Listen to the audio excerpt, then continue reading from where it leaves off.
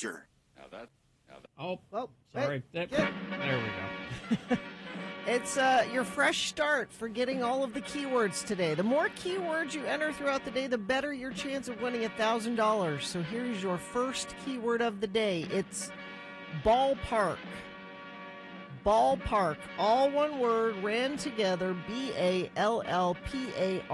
Ballpark. Text that to 33986 now for your chance to win $1K a day with X96, powered by Cyprus Credit Union.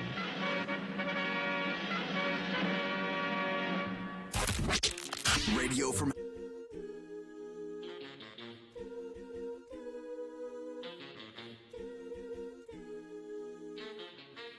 So when Muhammad was little, I found him on the floor with an ant trap in his mouth, and I panicked and I called poison control. We had a file at poison control because I often had to call it for Muhammad.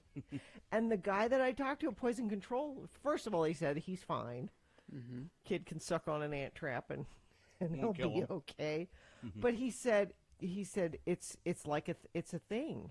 Little kids love the smell of ant traps because they use something that smells like peanut butter in it. And to a baby crawling on the floor, it smells like a snack. I've never smelled an ant trap, so I don't. Yeah, know. I always put the ant traps in like cupboards and things, not just had them out like that. Yeah. Of course, They're I've never like, had kids to worry about that, but I've always had pets around, and now so you I had always Sorry, stick them somewhere where the dog or the cat can't get to it. So I thought more about it having animals than people do having kids. Yes. You had a file on an open file at Poison Control because we have one here too, but mainly my wife has it because of me. So Bill keeps putting things in his mouth. I put stuff in my mouth that I shouldn't all the time. I thought you said she was trying to poison you. No. That's where you were. At least I don't think she is.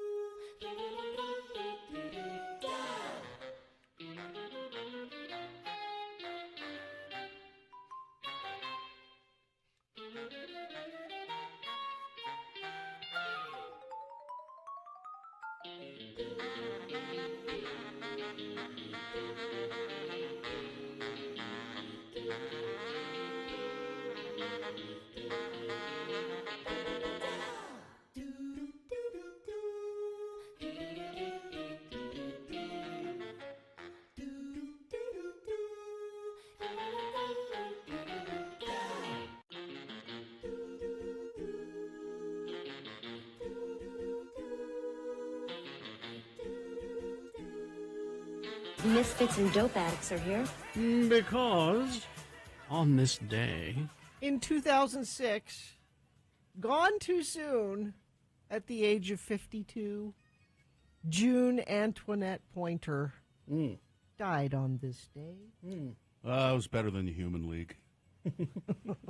Well, I hate to break it to you, but We got a Human League song we coming up. got it. It was scheduled. Oh, That jeez. was for the reason that the Human League wasn't the opening. That's the I real see. reason, is because it's scheduled. But it's different. It's different than the one that was scheduled. I swapped it. Okay. You swapped which one for which one? Oh, you'll see. All right. I mean, that song is, I guess it's okay. From Beverly Hills Cop. You know, it was written, they wanted it, it was written to be in Streets of Fire. The two people who wrote it said, we had intended that. We heard they were making this movie Streets of Fire and the kind of music they wanted, and we wrote it, but they didn't want it. But Beverly Hills Cop wanted it. A movie Yes, Gina, it did. A movie I've probably seen 15, 20 times. I don't understand that at all. I don't understand why you can just watch I love a movie over and over and because over again it's like that. comfort food. There are too many movies to watch. I couldn't watch Schindler's List 20 times. I have. Well, I couldn't watch I don't know what that says. Saving Private Ryan 20 times. I have. I don't. There are too many movies to watch that I haven't seen to be rewatching movies. The only time I like this song for some reason. The only time I rewatch a movie is if I accidentally stumble across it on TV or something. You don't have a favorite movie that you have watched multiple times? Like, I love this movie. There are some movies I have seen more than once, yes, that I like. But I I can't think of any movie I've watched 15 times. I know you watched Star Wars. What was the number again? You know what it is. Well, when it was in theaters, yeah, I saw it 36 times. yeah. See, It was every day. But that's just there. You've seen it outside of that. Outside of that, I've seen it a few more times. and I just can't. I can't do it. It's not. I mean, like I've seen. How many times have you seen? So I've seen Lebowski maybe 4 times. So I've seen Mohammed, Jaws 4 or 5 times. Mohammed the other day said, "Guess what I watched last night? I watched Monty Python and the Holy Grail." Like, what made you think that? He's like, "I just have heard about it, and I've probably seen Monty Python and the Holy Grail 20 times." Yeah, me too. And see, easily, and 20. not That's a low number. Yeah. and not me, because I think I've seen it 3 or 4 times, enough times to see the parts of it that suck, and I don't want to see that part again. Which part is that? Oh, it's when they keep cutting to the interview with the old people. I like that's- those. that's Those are funny. Ah, Because then the payoff is he gets killed. and the end of the movie is not. And then his really wife good. comes running in. You know, The end of the movie is not really good. Frank, oh. And the end of the movie is great because it's like, they've been making this movie, and the cops catch them and stop them from making the movie, and shut them down. It's amusing. It was brilliantly done, way ahead of its time. It still makes me laugh. Raising Really, I Arizona hadn't noticed. still makes me laugh. See, I've seen that 3 or 4 I've probably times, seen but that. I don't go out of my way to just watch it and watch it and watch it and watch it. Because I mean, it gets to a point where you know what's going to happen. But the anticipation is part of it. It's The it anticipation goes away. There's nothing to anticipate. I mean, I don't get it. I don't know. not for me. I've read. There are some books I've read. More Why? than You know once. what's going to happen. Because there are things that I don't know in them, I find something new in them. If I would watch I watch movies if I can find something new in them. I don't want to just see the same thing over and over. I see something new every time. Yeah. You catch stuff. That Did you know in Wrath of Khan that there are no smoking signs on the bridge? I'm not kidding. I believe you. I'm not kidding. I believe you. I just noticed that. Well, it makes No sense. You shouldn't smoking smoke signs. on the bridge. Which is why it's really cool that Amanda Plummer in Picard on this most recent episode smoking on the bridge. Oh, Yeah. just scofflaw. Just Total. They had to do that though because Ricardo Montalban was a notorious smoker. Yeah, somebody says, what about Christmas movies, traditional Christmas movies? Yeah, I've seen. It's wonderful. Yeah, It's a Wonderful Life. I've seen that several times. Oh, all the Rankin Bass movies, I don't know if I can count how many times I've seen. Oh my God! The specials. Yeah, I only have seen them a lot of times because of children, yeah. and I don't care for them much. What do you care for? I like lots of things. I just don't have the tendency to like things that everybody likes. I like more offbeat things usually. Mainstream stuff, I understand it has its place. How do you qualify that, really? I guess. How do you categorize? I think it's in your mind. I think you've decided in your mind that something's mainstream, whether it is or not. No, I don't know exactly how to go into it. If you perceive it as popular, then you categorize it. Well, if I perceive it as popular, it's because it is. I mean, I can point to the yes. I mean, let's talk about the music we play here and the music that's played on other radio stations. That's way more popular than what we play here, and more people like it. And for the most part, I don't care for it. This is a text from Amy from Florida. Gina, I just rewatched Beverly Hills Cop, and it was comfort food, and so is Raising Arizona. Now, it's not to say that I don't like those movies. I do like them. And if Raising Arizona was on TV, if I turned on the TV and it was on, I'd probably sit and watch it. Yeah. But I don't go out of my way to do that. There's a texter. Bill watches Rocky Horror every weekend. He's not fooling anyone. Every weekend. Gets a nice big glass of bourbon and watches Rocky Horror. And I sing along in the nude. I get naked and sing along. I'm going to watch Beverly Hills Cop today. But I mean, really, the reason I don't do it is because, as I said, there are too many things I haven't seen. No, like what was that movie that you and Nick and I didn't even know, wasn't aware of it. Talking about it last week, comedy that. Oh, Hot Rod. Hot Rod. I don't even know that movie. I'm thinking, what? So I've got to go watch that. Oh yeah. Rather than go and watch Beverly Hills Cop again because I've seen it. But I know it makes me laugh. Yeah. Okay. But see, you're not discovering new things when you're doing that. You're spending 90 minutes retreading something when you could be discovering something new. Now people are asking how many times you've seen Dumb and Dumber. Oh, probably only 3 or 4. You love that movie, though. I'll bet 3. And it was a popular movie. And I've always said it surprises me that I like that movie. And I didn't see it until a long time after it came out, and I don't know why it was on TV, and I started watching it, and I went, I shouldn't be liking this, but I do. And it's really dumb. It's dumber than dumb, as a matter of fact. Is that plenty of... Have we done enough? Have we farted I around? think so. Is that what you're wondering? I think. This has been Farting Around with Carrie, Bill, and Gina on X96, Radio from Hell. Okay. My wife is really, she won't rewatch movies at all. Every once in a while I'll say, oh, we should watch. No. I've seen it. Yeah, I've seen it. Let's take a break here. 877-602-9696 is the number to call. Check in with the Radio from Hell show. You have any thoughts about rewatching movies? 877-602-9696. Call and check in with us. We like to hear from you in the morning, please.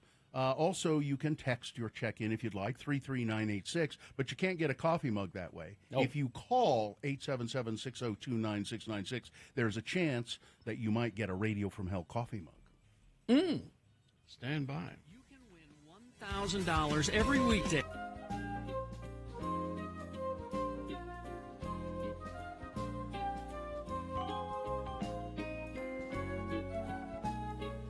And now, ladies and gentlemen, it's that feature you know and love. Hello, Sailor Boy!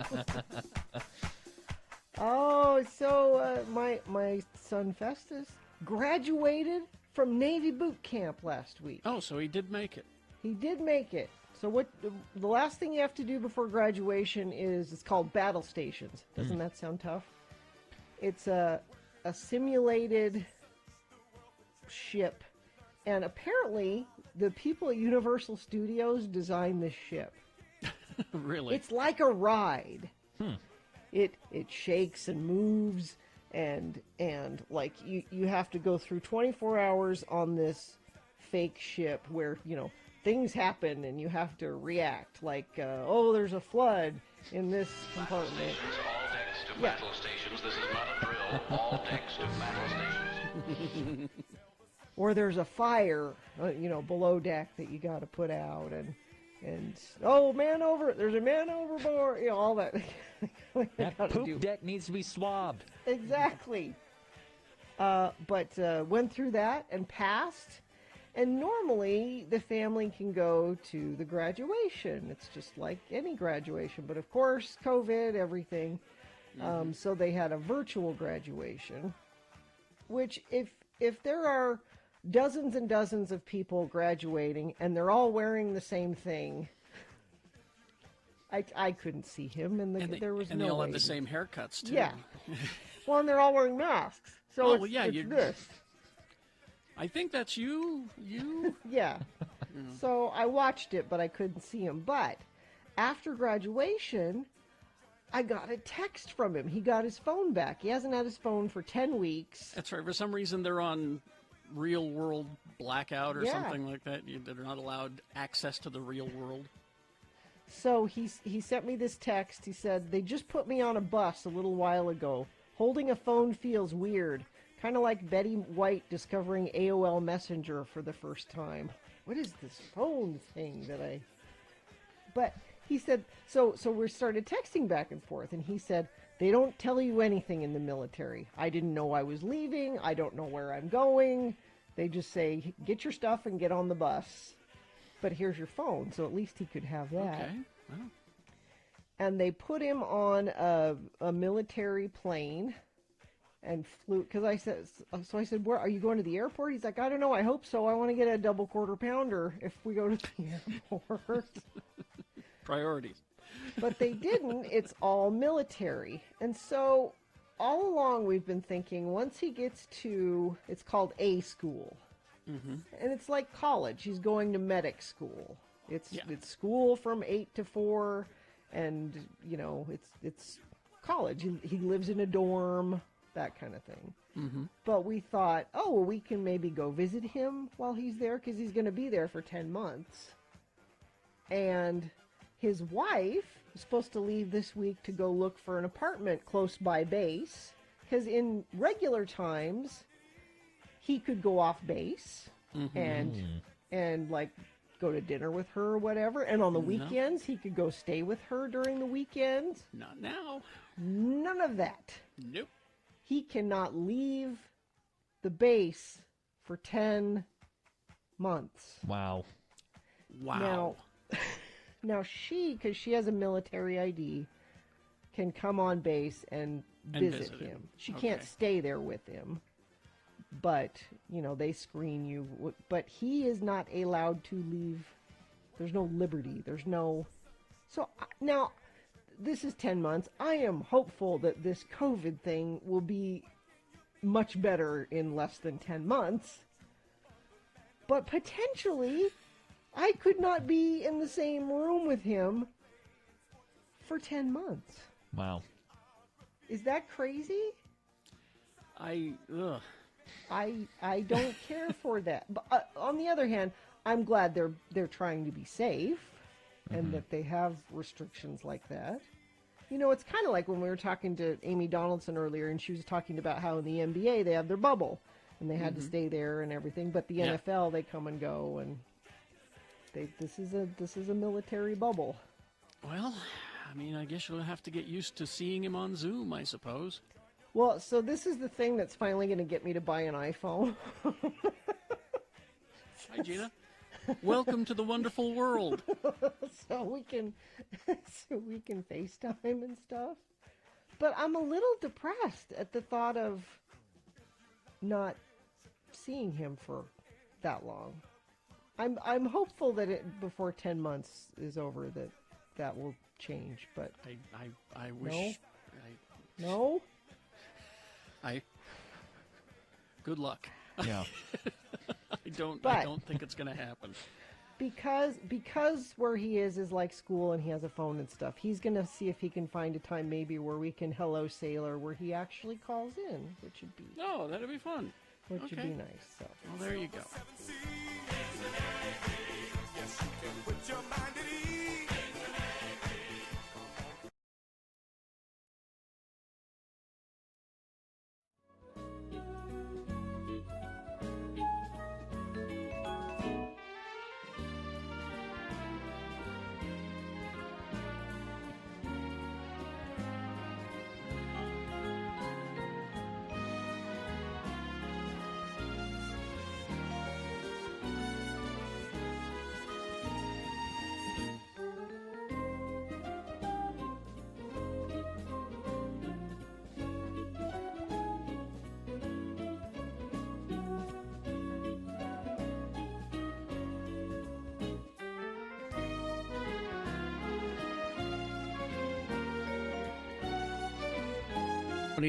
Let's get this over with. Okay, I'm for that. We'll start the show officially, and then we'll go to your check-ins at 877-602-9696 if you've a mind to do it. You can call. A random caller will get a Radio from Hell coffee mug. Okay? All right. Throughout April, Salt Lake Film Society is highlighting films by Paul Thomas Anderson and Wes Anderson, all on the big screen at Broadway Center Cinemas. Find showtimes and purchase tickets at slfs.org. Magnolia. There's a movie I can watch over and over again by Paul Thomas Anderson. Okay? There you go. All right, there's one. The sun will rise today at 6:55 a.m. and set at 8:02 p.m. And the moon is waning, gibbous moon, 70.7% of full. Looks lovely out there in the sky this morning. It's going to set today at 10:16 a.m. Today being Tuesday, the 11th day of April in the year of our Lord Jesus Christ, 2023.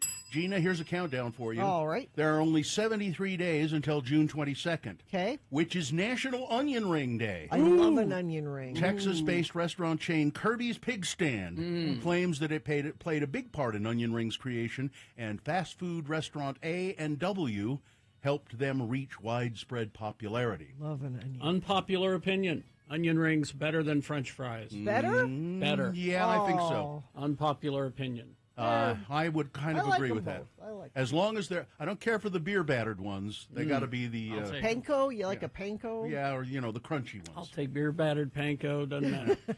This is the Anita Pointer Memorial Edition. Yes. Of the show for people. Oh, is it June? One of them. This is the June. Well, Anita's dead too. This is June and Anita Pointer Memorial Edition of the show for people who feel like a Pointer sister in the morning. Somebody Pointer. We're broadcasting from a facility that also processes peanuts. Yes. We're Radio from Hell, starring the Lords of Morning Radio. Gary Jackson, Bill Allred, and Gina Barberi. Katie for short is our fine producer. Dawson is here, and Cameron Diaz is here as well, helping the show run as smoothly as possible. All right. Let's see. Wow, we got a full phone bank. How about that? All right. That's odd. Yeah. Let's go to... Todd? Is it Todd? Todd Yeah, in Todd. South Jordan. Good morning, Todd. Thanks for checking in. What's up? Todd? Maybe. Nope, hang on, Todd. Todd, there were buttons pushed overnight. There Sorry. we go. Todd, there we are. Hi, Todd. What's up? Hey, how's it going? Good. What's up? I am just sitting in the parking lot of Rusco's Kolaches waiting for them to open up so I can get some breakfast. And I figured I would give you a call and talk about me and my wife's opinions on pre-watching things. Okay. Go ahead. I am firmly in Team Gina. My wife is firmly in Team Bill, where I think the idea of rewatching something, even if she loves it, makes her like physically ill to the point where it's really been a terrible experience. Is it because? But I think. Is it because, as my wife says, and I kind of agree, although I will rewatch stuff, she's very against it, because there are too many things she hasn't seen. That, but also the idea of rewatching something that she's already experienced feels like wasting her time. Yeah. So she'd much rather be on her phone wasting your time on TikTok, which is also honestly. You know Boy, what? I don't think this marriage is going to last. Yeah, well, there's that. And here's the thing: is that we had Hello Yeah What scheduled later. I propose we switch it to an X poll. Oh, and about this Maybe very about this, topic? yeah. maybe. All right. We'll see. Yeah, we could do that. All right, Todd. Hey, Todd, enjoy your kolache. Delicious. Thank you. See you later. Get the sausage and gravy one. That's a good one. a Yeah, that's a good one. All right. Let's go to, my little window here Colby. is not showing the name. It's Colby. Colby is here. Hi, Colby. Good morning, Colby. Hey, how's it going, guys? Fine. Where are you calling from? I'm from Ogden. Okay. How does it feel being named after a cheese, by the way? I get a lot of crap for it all the time. Do you? So I've Do you just really? gotten used to it after 30 years. So thanks, Bill, for piling on. Well, he's used to it. It doesn't bother. It doesn't bother Colby. No, not anymore. Go ahead. What's your take on this, Colby?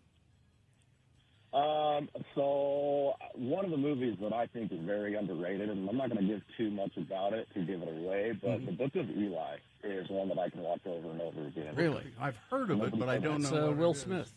No. Yeah, it's Denzel. Denzel Washington and Mila Kunis, and it's basically a Oh, post-apocalypse where he has to get the Bible to a certain area. You to gave get it reprinted. away. Okay. You said you weren't going to give it away. I don't think he Oh, hasn't no, given no, anything no, away. The that- Bible Hold is the gift. Hold That's it. pretty much. How old is the That's film? pretty much what they say from the beginning. It's, Oh. they let that be known. There's just a lot of stuff within that you would have never guessed. I'm going to write that down and seek it out. How old is that film? I think it's around 2012 area, Yeah, maybe yeah. a little. You don't longer, deserve a but it surprise was ending really at this well done. point. Yeah. Colby, thanks for that. Yeah. Hey, and have a nice day. We'll see you later. Yeah, you guys too. I'll be listening. Okay. Thank you. And then the next one, Carrie, is Chris. Chris. Yeah, I fixed the window where I can see the okay. name now, but Chris is gone. Oh. So does that really give it away? Doesn't seem like it gives anything away to me. Well, they call it the Book of Eli, but then the secret is that it's the Bible. So, This is the book that's going to save the world. but the whole thing is that he's trying to. It's the journey that counts, But not yeah. what it is. And did anybody think that maybe that's the book that ended the world?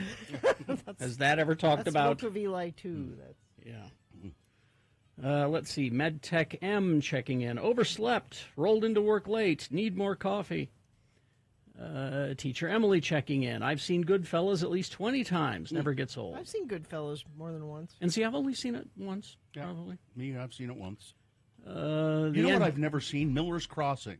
I should watch that, right? Make That's a list. Coen Brothers. Yeah. The ending to Dumb and Dumber was originally supposed to be ending with both characters getting on the bus, but Jim Carrey changed it after he read it. Okay. Well, all right. This must be a text from me. I never get tired of the Blues Brothers. Yeah. Let's see. Perry City listener checking in. My commuter car decided its new top speed is 45 miles per hour. That's no good. It might be time for a new one. Just under 200,000 miles on the Wow. odometer. You have gotten your use out of that I'll say. car. Johnny B checking in. A special fitting I needed for my natural gas line arrived the other day. With it installed, I got the city inspection yesterday. It passed. Oh, congratulations. That's fascinating. We should do our show from Johnny B's house when he finishes When it. he gets it done? I think our contract will be up by then. okay. Yeah, could be. Could be. Motorbike Mike here. 'Tis the season. Sure. Luis from Harrisburg, PA, checking in. I watched the Avengers Endgame and Black Panther a few hundred times. Never in my life did I think I would get to see a Black Panther movie made. Yeah, it's one of the reasons that I watch them so often. I watched Other People's Money with Danny DeVito this weekend for the first time. It was a good watch. I don't know that I've seen I've that never one. heard of that. Logan the Welder checking in. Finally, the snow hasn't taken a break. Okay. All right. Oh, somebody says So- if a movie isn't worth a second watch, it isn't worth a first watch. I like that. So you want to try that for the Expo then? I think that's maybe a good idea. Yeah. Toss a coin. We'll see. Sounds like it to me. It'll work. Yeah. Little Cottonwood Canyon remains closed. No estimated time it will reopen. It could stay closed the rest of the week. So not opening today at some point. Closed the rest of the Well, week. I mean, are they going to open and close? No. Or Just shut it down Yep. completely? This is in the wake of continued avalanches. Well, I guess because it's going to be really warm, too. That's the only traffic issue right now. There's no accidents or anything going on. Perhaps you see something out there that you think other friends of the program need to know about. You can text us 33986. If you owe $10,000 or more in back taxes, multiple unfiled years, contact McClure and Stewart for a free consultation. Go to McClureandStewart.com today. All right, thank you very much. We will take a break. We will be back. We got Big Boy News and Opinioendo coming up. Frank Christ presents as well in the same break. Stand by. UtahAdvocates.com. Go there 24/7. Yeah. Speak to a lawyer. You can do it anonymously with their chat feature. And don't wait to do it. I mean, Yeah. there is a sense of urgency here that you need to have when you've been in an accident, and the insurance companies are going to start circling like vultures, and you need some help. Don't try to do it yourself. Contact the advocates. No money out of pocket. They can take care of you. They won't charge you anything at all until they get you a settlement, and then they take It's a not little out bit of that. pocket. No. You're never going to write them a check. No. This is they get paid out of the settlement that will help pay for your medical bills. So if you've been in an accident, don't hesitate. Call the advocates. 801-355-5550, Utah Advocates. They're local folks right here in Salt Lake, and they know how to take care of you. They're nice people, too. 801-355-5550 or UtahAdvocates.com. I've got a new proposition. Okay. And this is a new thing that I think that we could start here and make it spread globally. You're proposing this to us specifically or to everyone? Starting with you and our audience. All right. But I think this is something that we could start making a thing. You think it might go viral? Is that what you're saying? That's what I'm hoping. Okay. Right now, and we could workshop the name, right now we're referring to this as the non-gift. The non-gift. Non-gift. Okay. And it is the best gift. Okay. And what was happening was Sue and I were in my home studio and was kind of doing a remodel and kind of a thing, cleaning up. And she said, well, what's this? I said, well, I got it for somebody. I thought that they would enjoy it. He said, well, you know that somebody will just take it home and it will sit on a shelf and then it will get thrown away or given away or something. It's just, it's clutter. This is for me, right? All right, it is. Because this happens to me all the Well, and we know that you throw things away. Well, any gift that you bring Gina, if you're a listener and you bring Gina a gift, she will throw it away. At home, I have a cabinet that is specifically, thank you, and it goes in. And it goes in there. This is what I'm talking about. Okay.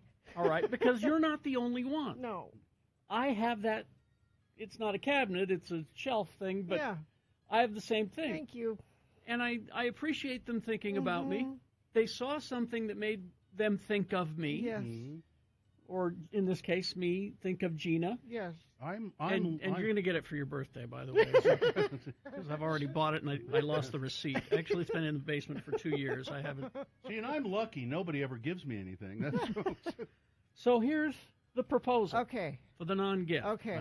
Instead of buying the gift, giving it to the person, Yes. and the person, thank you, takes it home, and it's clutter. Yes. Yeah. You merely take a picture of it. You merely this all Sue's idea. Yes. This is all Sue's idea. You merely take a picture of it. Yes. Think of you. And send it to them on their phone. Okay. And say, here is your non-gift that I'm not getting you. You don't even have to buy it. You just take a picture of it at the store. On the shelf. Or something online, you can just... Now, admittedly, this could hurt small businesses. Well, yeah.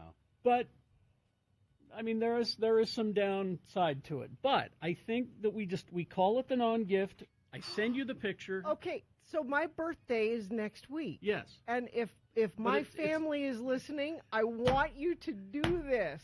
Because, I mean, I've gotten stuff for your husband. Yes. That I've seen and went, oh, he'll love that. Yes. And I know what's happened to it. Yeah. It's just... Yeah. If you're worried about hurting small business, let me suggest this. That you buy it anyway, take a picture of it, and then you throw it away. You know, or buy something else in the store that you need. I don't know. Carrie, Yeah, I well, yeah, love that's this. Well, thanks, Sue. idea. This is all her idea, so we call it the non-gift. And that way you can have a few moments of laughs and enjoyment. I thought of you. Yes, because that's what's important, that somebody Yes. thought of you. And then you can delete this photo if you'd like, even. I mean, it's probably cluttering up your photo file. Yeah. So no, but here's the thing, though. Now, Carrie he's given me a few gifts, very few over the years, but you have. And they're things that I like. He is a good gift giver. Mm-hmm. You're thoughtful. You pick something and you go, I think, this person would really. Yeah. And there are people like that where you go, you get the gift and you go, oh, yeah, thank you. That's really nice. I want that. Thank you. But then there are people in my family who give me gifts and they go, what the hell did she give me that for? It's not my wife. It's my sister. now and you're going to love it when I give it to you. Okay. But I know what's going to happen. It's going to go into your shelf. And just sit there. But this is what we do from now on. The non-gift. I love it. I am 100% in on this. Take a picture, send it to him. I thought of you. Here it is. Because what matters is the fact that you thought of that person when you saw this. That's the thing that matters. I don't like it. And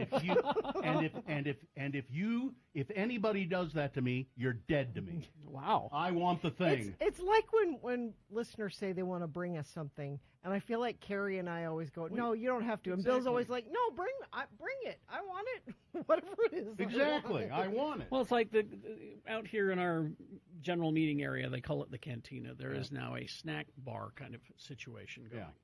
Yeah. And the people who were restocking that were there, and Katie came in and said they said you can have whatever you want if you want it, and just for free. Gina and I were sitting in here. Promo. Yeah, Gina and I were in here doing some work, and we're like, no. Oh, it's okay, thank you. And that's how I feel: is you don't need to bring stuff because I have a lot of stuff on my shelves from listeners that they've given to me. Now, which is great.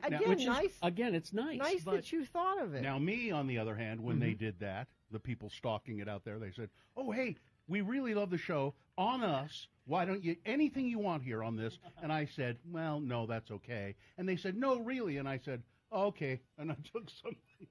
I took a diet. I demur once. Now, I will say there's difference, Carrie, is if it's a consumable. Oh, okay. Like a food or wine. Yeah, or, A consumable is different. Yeah, because you'll consume it and then it's gone. It's not going to sit on a shelf. Is this not anything that is utilitarian? The thing that I got Gina? Yeah. No, it's just a thing. It's just a thing. It's something that I will go, oh. It's something you'll go, hey, they did the wow. And the thing. You know they made that? I didn't know they had those. I didn't know this exists. Yeah. Yeah. And then she'll take it home and go, see, honey, this exists. And then it'll go in the cupboard. Goes in the cupboard. Never see it again.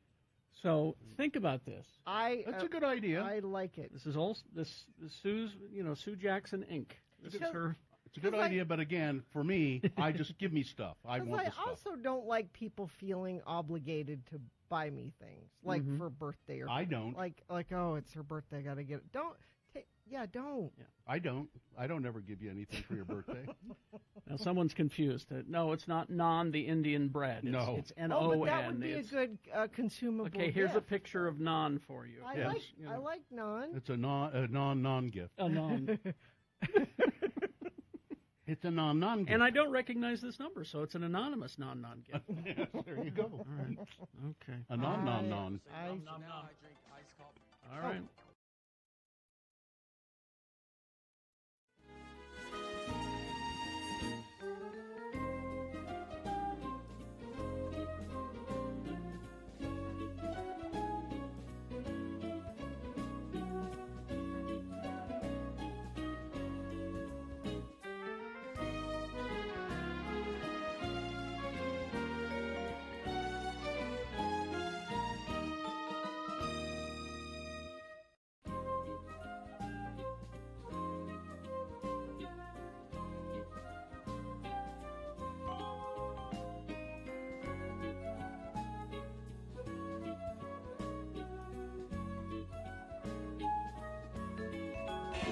On this day, 40 years ago today, the Human League released this single. Keep feeling, parentheses, keep feeling. Fascination. There you go. All right. We got Frank Christ Presents They're Fine. They're Just Fine coming up in about 10 or so minutes. It's a simple little game. We'll give you a list of 4 celebrities. 3 of them are fine. 1 is dead. Not so much. Yeah, you pick the dead one, you win a prize. It's that easy. 877-602-9696. Line up when you're ready. What's the prize? Tickets to see The Offspring with Sum 41 and Simple Plan live at USANA Amphitheater on August 3rd. Yes, all you have to do is name the dead celebrity to win the Offspring tickets. So we'll play that game right after this. Big Boy News and Opinnuendo brought to you by The Stateroom Presents, bringing you live music memories. Deadheads, listen up. The Garcia Project is coming to the Stateroom this Friday, April 14th, with special guests, The Pranksters. Get tickets and the full lineup at thestateroompresents.com. Well, Gina, you were right. That shooting in Louisville at the bank was an employee who he had gotten word that he was about to be fired.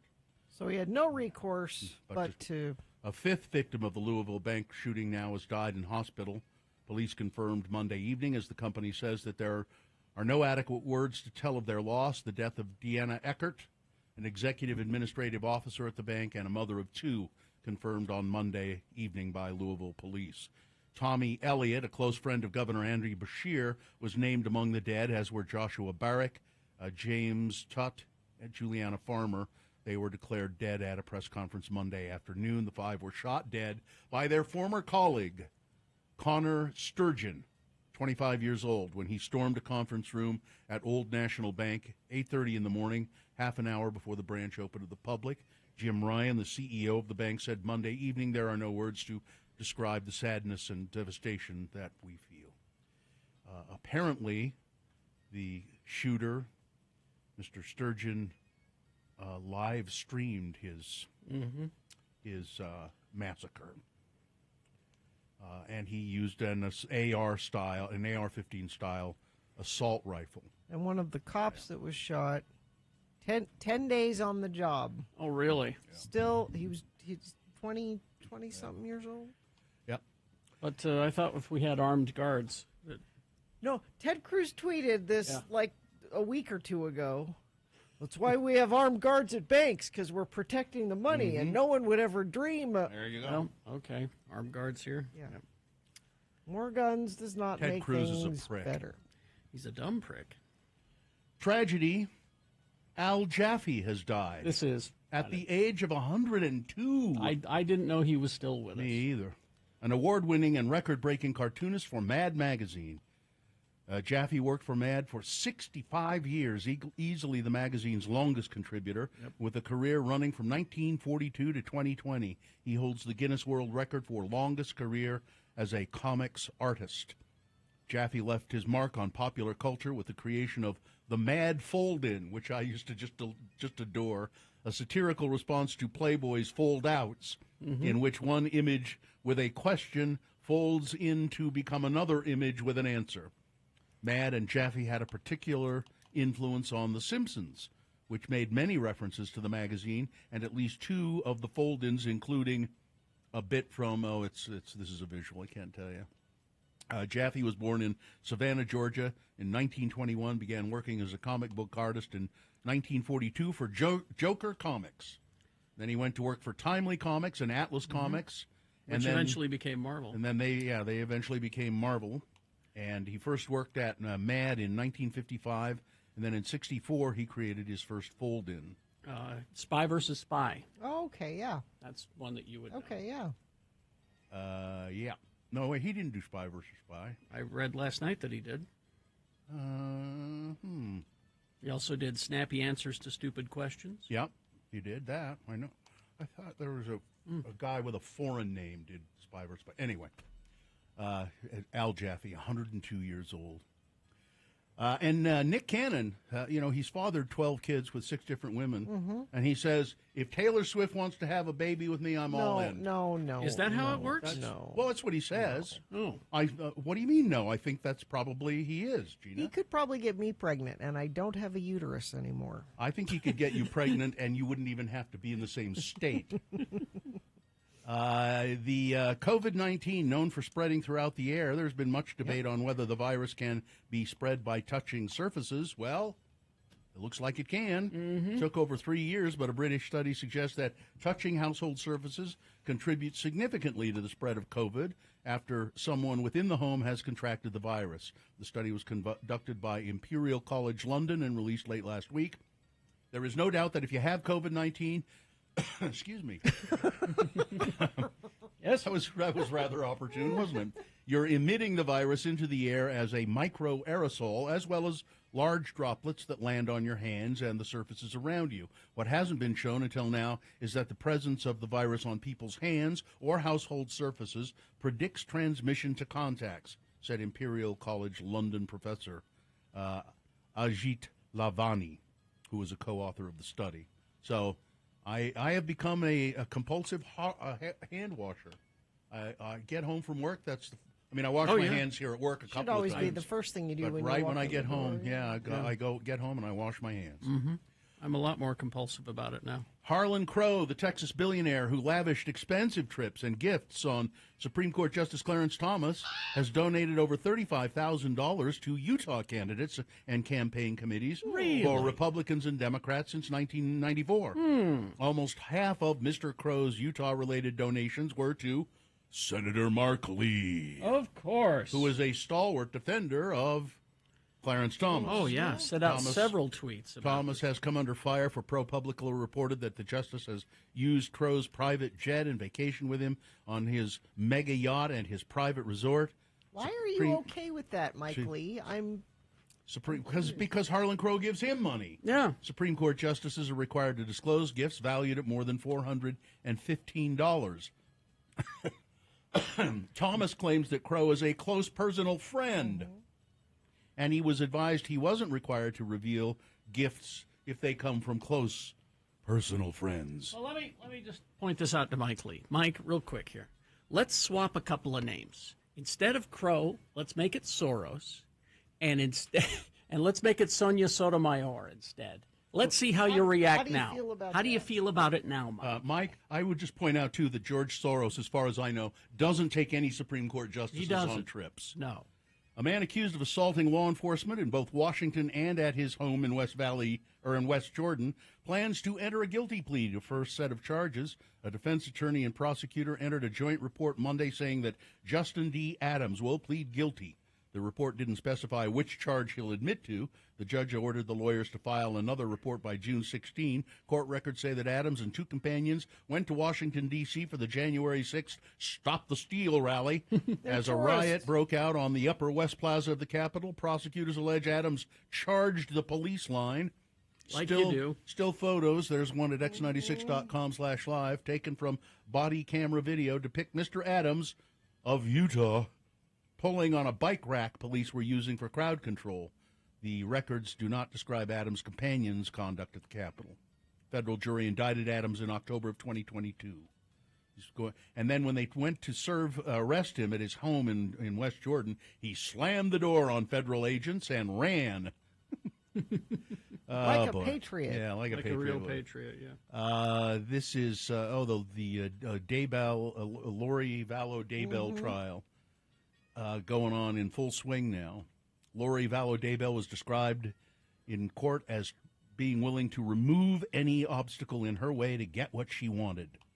That's according to the prosecutors in their opening statements. The defendant used money, power, and sex to get what she wanted, said Fremont County prosecutor Lindsay Blake. It didn't matter what it was. Prosecutors have charged Vallow Daybell and her husband Chad with multiple counts of conspiracy, murder, and grand theft in connection with the deaths of her two youngest children. His wife, her ex-husband. Yeah, Chad's late wife, Tammy, Yeah, there have been a lot of people killed in this situation. So they could go to Hawaii. Yeah, I remember that from the documentary, yeah. Pioneer Theater Company this coming season has announced their lineup, 4 musicals and 3 plays, including the Rocky Horror Picture Show. Well, the Rocky Horror Show. Are you sure? Yeah, It's got drag in it. They're going to be doing it at Pioneer Theater. It's got transvestites in it. Season tickets Sweet go on ones. sale Monday. Yes. Yeah. Let's see. They're going to do Murder on the Orient Express, and they're going to do the Rocky Horror Show in October, which is great to see live. Let's see anything. They're going to do a musical of Bonnie and Clyde. Well, hello, Bonnie. And some other interesting shows there. And finally, this story before we get to Frank. Thank God the bikini baristas have won their lawsuit. A $500,000 settlement after a years-long legal battle in the town of Everett, Washington. The City Council of Everett, which is north of Seattle, voted this week in favor of a $500,000 settlement with local business owner Giovanna Edge and her employees at the Hillbilly Hotties coffee stand. Hillbilly Hotties? Edge and employees Natalie Björk, Matheson Hernandez, Leah Humphrey, other women, Liberty Ziska, filed legal complaint that the city required quick service employees to wear at least a tank top and shorts. At least. Yeah, they were in skimpy bikinis serving coffee and coffee drinks. And the city council said, you can't do that. And they said, it's our First Amendment right to serve coffee. We're not naked. Yeah. We can wear bikinis if we want. And rather than have it go all the way to court, the city council said, okay, we'll settle $500,000 and have at it with your bikinis. All right, that's it. Sports weather traffic.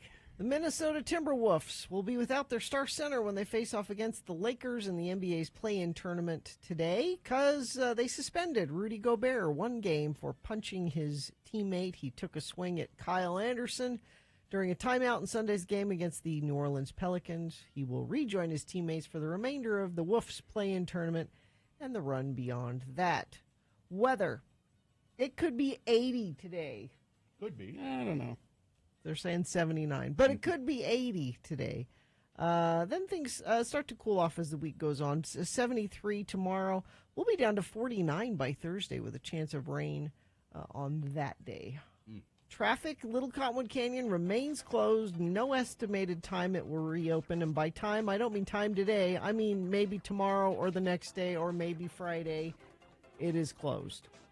Good news is I've got no accidents to tell you about. Perhaps you have something to tell us about. You can text us if you see something, 33986. Become a nurse in just 32 months at Nightingale College, blending online classes with on-ground supervised field experience, virtual college, actual nursing. Start your nursing journey at nightingale.edu, now accepting enrollment for fall semester. Here he is. Good morning, Frank. Well, good morning, everyone. Frank Christ is here. Is it not hard to take the soul of a celebrity like Al Jaffe, who's 102? No. Is that an easy get for you? Because it's Yes time. and no. It's time. It's time, but he was beloved. He was a precious celebrity. Frank is our Grim Reaper. He reaps the souls. He's a specialist in Grim Reaping. He reaps the souls of precious celebrities, which is ironic because Frank... I love our precious celebrities. No, you do. We play a game with Frank every weekday called Frank Chris Presents. They're fine. They're just fine. Frank has given me a list of celebrities. I do a little research on them, find out which ones on the list. They're fine. Yeah, 3 of them. 3 of them. Yeah, one of them Frank has taken. Oh. And our contestant's job is to figure out which one is no longer with us. Who do we have to play today, Frank? Oh, Heidi was here. Oh, no. Let's go with Trevor then. Trevor. Hello. Hi, how are you, Trevor? Well, I'm fine. I'm just fine. Yes, you are. Hi, Trevor. Trevor, hold your phone still and play the game. Okay, what can Trevor win, Gina? Got tickets to see The Offspring with Sum 41 and Simple Plan live at USANA Amphitheater on August 3rd. All right, Trevor, you ready? Oh, I'm so ready. All right, here are the celebrities Frank has given me. These are all guest stars from Law and Order or SVU or Criminal Intent, one of those. Here we go. Number one on the list, Jeremy Irons, one of the few actors who's achieved the triple crown of acting, winning an Oscar, an Emmy, and a Tony Award. Jeremy Irons was a guest star in an episode of Law & Order Special Victims Unit called Mask. He played Dr. Cap Jackson, a sex therapist. He reprised that role on an episode titled Totem. Number one, Jeremy Irons. Number two, Frank Langella, who's received numerous awards, including 4 Tonys, a Drama Desk Award, and a Screen Actors Guild, as well as nominations for an Academy Award, a BAFTA, an Emmy, 2 Golden Globe Awards. Langella appeared as Al Baker in Dominance, an episode of Law & Order Special Victims Unit. Number 2, Frank Langella. Number 3, Matthew Morrison, known for his role as Will Schuester on the Fox TV show Glee.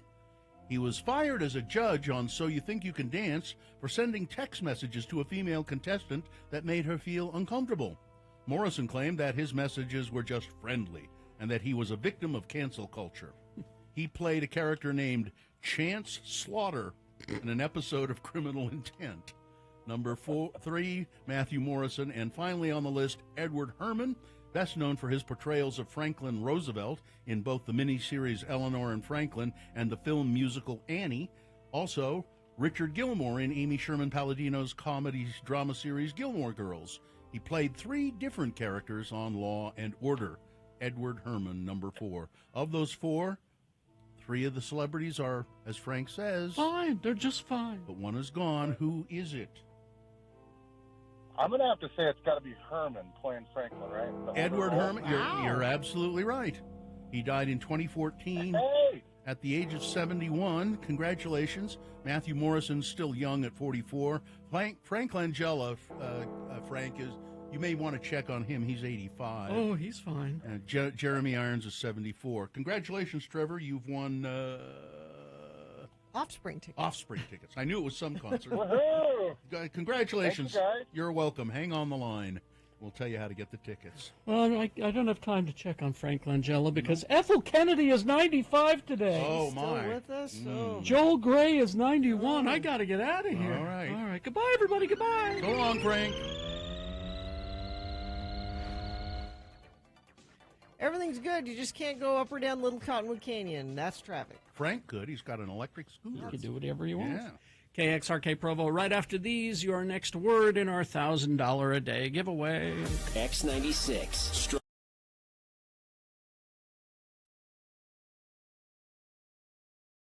Of course, tomorrow is April Fool's Day. Yes. And you find this, now I just happen to find this from Reader's Digest, which I didn't even... 56 pranks you can pull on people on April Fool's Day. 56? Yeah. Now, I'm telling you, I'm not going to read all of them, obviously, but if you did any of these things, you're a jerk. You're a turd. Your friends will not like this. Here's one called Coffee Talk. If you know somebody who drinks coffee and they put sugar in it, sneak salt in the sugar bowl. Don't do that. So that when they put the salt in their coffee. Wouldn't that be funny? No. How about peanut butter and jelly, or peanut butter and laughs, it says here. Get some crunchy peanut butter and surreptitiously smear it on somebody's shoe, because you know what it'll look like, you know what? Dog poo. It'll look like dog. Wouldn't that be funny? Bug alert. Put out a sign that says this property infested with bugs, and then put it on your front door. Soapy shower. Unscrew your shower head. Unscrew the shower head and put in a bouillon cube so that your family member takes a shower that smells increasingly like chicken. Why would you do these things? What a horrible thing to do. It's the worst holiday. Here's one called Bad Wrap. Completely wrap a loved one's car in saran wrap. Oh, I hate that and one. then shoot silly string all over it. Oh, silly string. Yeah. Silly string makes everything better. Gross out. Pretend that you're going to the bathroom and call your kid asking for toilet paper. When they come into the bathroom to hand you the toilet paper, accidentally smear melted chocolate on their hand when they pass you the roll. No. April Fool's Day. I'm so glad we don't have to work tomorrow, that April Fool's Day is on a Saturday. I'll warn you now. Next year, it's on a Monday. And I have something prepared. Already? Yes. For next year? I've had this prepared for 2 years. Okay. Really? Okay. I'm just waiting for April Fool's Day. It's a prank? Mm-hmm. I'm going to take the day off then. I'm going to ask for it now. I'm going into work day right now. Oh, you're going to be in on it. Oh, okay. Oh, okay. Yeah, there are 56. There are 56 here. I just please don't do any of these things. Here's a texter. Yes, thank you, friend, Yeah. for ruining my coffee and wasting my money. Oh. Yeah. You better buy the coffee for him. Pull the old switcheroo on a bathroom toilet paper roll, replacing it with a large roll of white duct tape. You see? No. Now, Katie doesn't like April 1st because it's the anniversary of the car accident that That's right. totaled her Rogue 4 years now. Mm. So. And today... Oh, no, wait. And now, are we still... Is our contract run out before next April? No. No, because we signed We'll still it, be here? Yeah. Okay, all right. Yeah. And today, just on a serious note, today, March 31st, it was my mother's birthday. Oh, yes. Nola. Yeah, Nola's birthday. And I remember her fondly almost every day anyway. Yeah, but especially. And she died like March 12th, I think it was, something like that. And I went up to the Ogden Cemetery and said, hey. Hey, Mom. On March 12th. April 1st is the holiday for every person you know who is passive-aggressive. Yeah. If you're going to Savannah, check out the baseball team Bananas. Oh, okay. Total different kind of game. It's on my bucket list. Gina doesn't care for bananas. Yeah. But we like to go to a baseball game. April Fools, my brother put bouillon cubes inside of my shower head. Yeah, we that's talked about that's that just one. the one I read. Yeah. It's terrible. Get a whoopee cushion. These are from the Reader's Digest. I can't believe it. How about, let's see, you want one more here? Sure. One more. Honk. Write on a large piece of paper, honk at me. Tape the sign to the back of your friend's car. Oh. So that they don't know it there, and they'll wonder why everybody's honking at them all the time. Honking? You see? Yeah. You see? It'd be funny. Okay. Might cause an accident even. That'd be even sounds, funnier. Sounds like a day to stay in bed. That's what it's. Yeah. It's time for your next word, your keyword. The more of these that you text to 33986, the better your chance of winning the 1K a day. All of our winners, local winners, Syracuse, Harriman, Clearfield, South Ogden, Saratoga Springs, North Salt Lake, those are all here. Here's your keyword. Coffee. Coffee. Coffee. Text that to 33986 now for your chance to win 1K a day with X96, powered by Cypress Credit Union.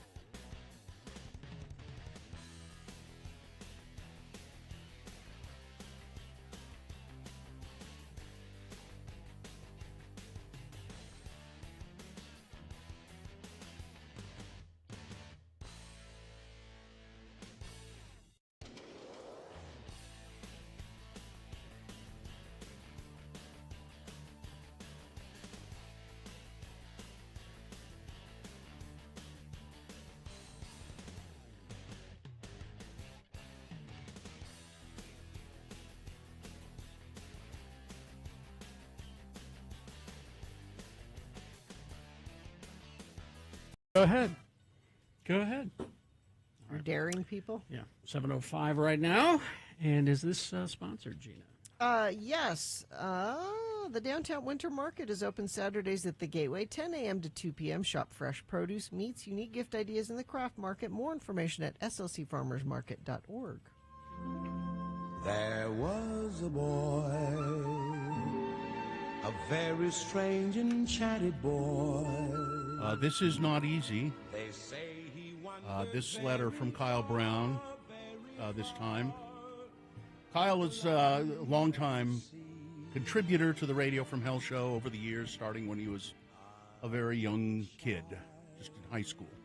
Yeah, he's in his 50s now, and Kyle is contributing to the show via a letter because he's contracted ALS, a fatal condition, and he can't speak anymore, but he can write letters, and I don't know how many we've had from him, at least 24, maybe more, since we started doing this, and this is a very tough one. Letter from Kyle Brown. I put a title on these, and this one I've titled, Enjoy a Sandwich for Me. Kyle writes, thank you to my daughter for writing the letter last week. I know it was hard for her, so she wanted to keep it happy and upbeat. She's smart, she's funny, she's beautiful. She has made me do more spit takes than all others combined. I swear on my grave, I will haunt any man that wrongs her. I miss so many things. I miss San Diego. I miss Mission Bay. I miss breakfast at Kono's. I miss the roller coaster at Belmont Park. I miss sitting on the stairs by the Santa Monica Pier, people watching. I miss watching the skaters at the Venice Beach skate park. I miss walking. Occasionally, the weather warms up over 50 degrees for a couple of days. When it does, we get a bit of a infestation of little black beetles, similar to a ladybug. And we have a cat that loves it. However, I don't love it. If one flies and lands on my arm, it's really hard to get it off. I had one saunter into the bowl of cashews I have on my desk. Oh. I don't know where it ended up.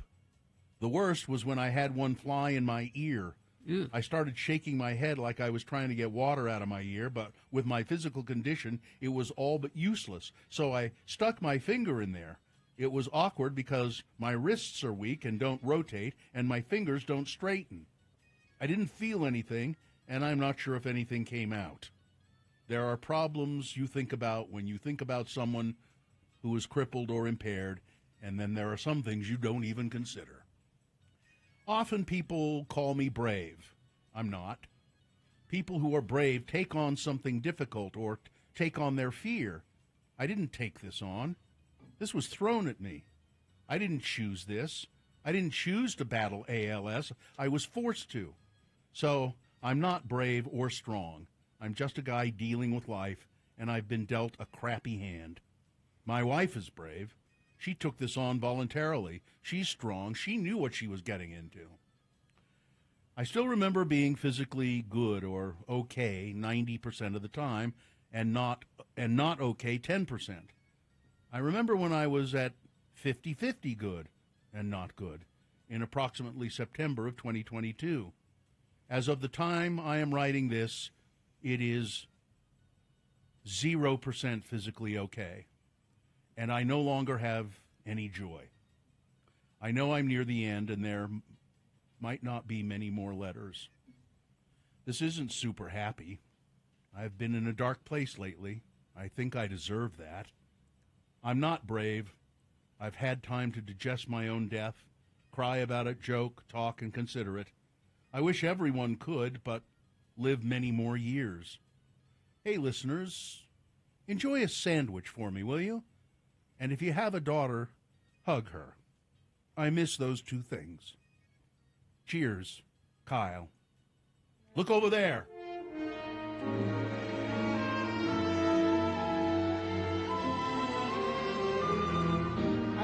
I'm stuck on Kyle saying he deserves this. Would you? What he means is he deserves to be bitter and. Well, sure. Okay. Okay. He doesn't mean he deserves to get out ALS. No, he deserves to feel the way to feel the feels. despair that he feels. Yeah. I don't know. Is this It shouldn't take what he's saying, being diagnosed with something like this, for you to ponder your own death and for you to appreciate the little things in life. I wonder if it's if we should continue doing this. I wonder if it's exploitive or. I think that's up to Kyle. Yeah. I guess we've said that all along. Yeah, I mean, it if really you is. feel like this is not something that. Maybe he'd like to write one last one. I don't know. I'll get a hold of him. I think we See do what it he as thinks. long as Kyle wants. Yeah, it's entirely. I don't want him to feel obligated to do it, but I'll get a hold of him today. Besides, I want him to help me sell my bicycle. So you're going to ask him for a favor? Uh-huh. A dying man. You're going to ask a dying man. Who for better? Who better? Who better to ask for a favor? To be fair, he's really good at it. I mean, He knows. He knows all the people. He knows what to do, and I'm sorry. I have this really expensive bicycle that I can't use anymore because of my back. You see, I have my problems too, and it just hangs in the garage, and I look at it, and I mean, if I were selling a bicycle or a car, I would contact Carl. Yeah. I mean, it's like a really expensive bike, and I don't know. I want to be able to. It makes me sad to think I should sell it, but I should. someone can get some use out of it. Yeah, yeah. And you know what? It has my name on it, which is really weird. What do you mean it has your name on it? In the glaze on the bar. Ooh. It was custom made for me. This is a special collector's. Yeah. Well, you should have a bidding war then. Yeah. I don't know.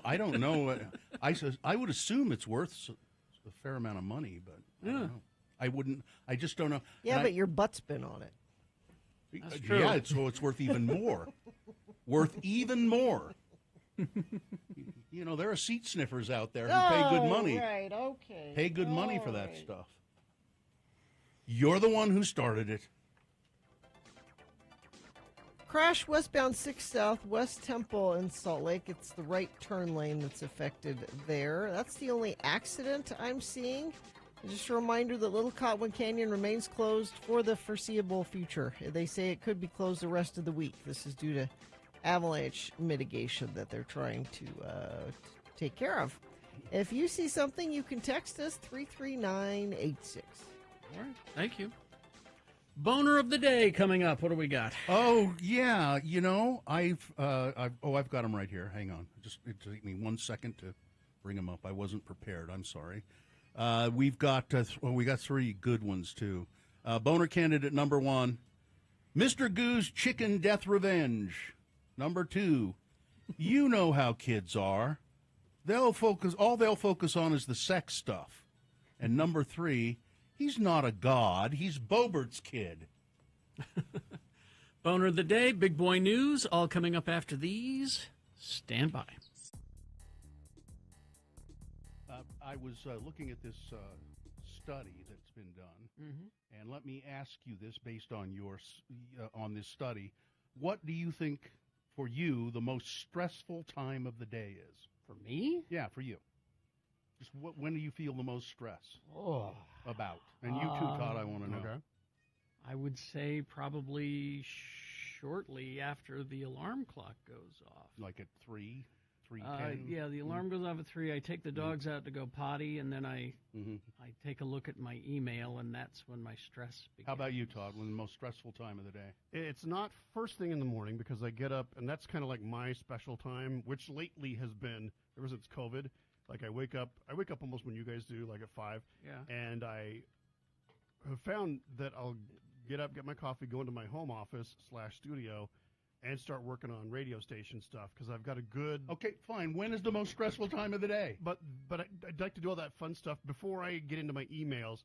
I don't usually look into my emails until about 9-ish, and then that's when it's like, oh crap, oh crap, oh crap, oh crap, all right, oh crap. All right, you're both wrong. 7:23 is the most a.m. 7:23 a.m. is the most stressful time of the day. Certainly for you, because that's when they start the boners. Yeah.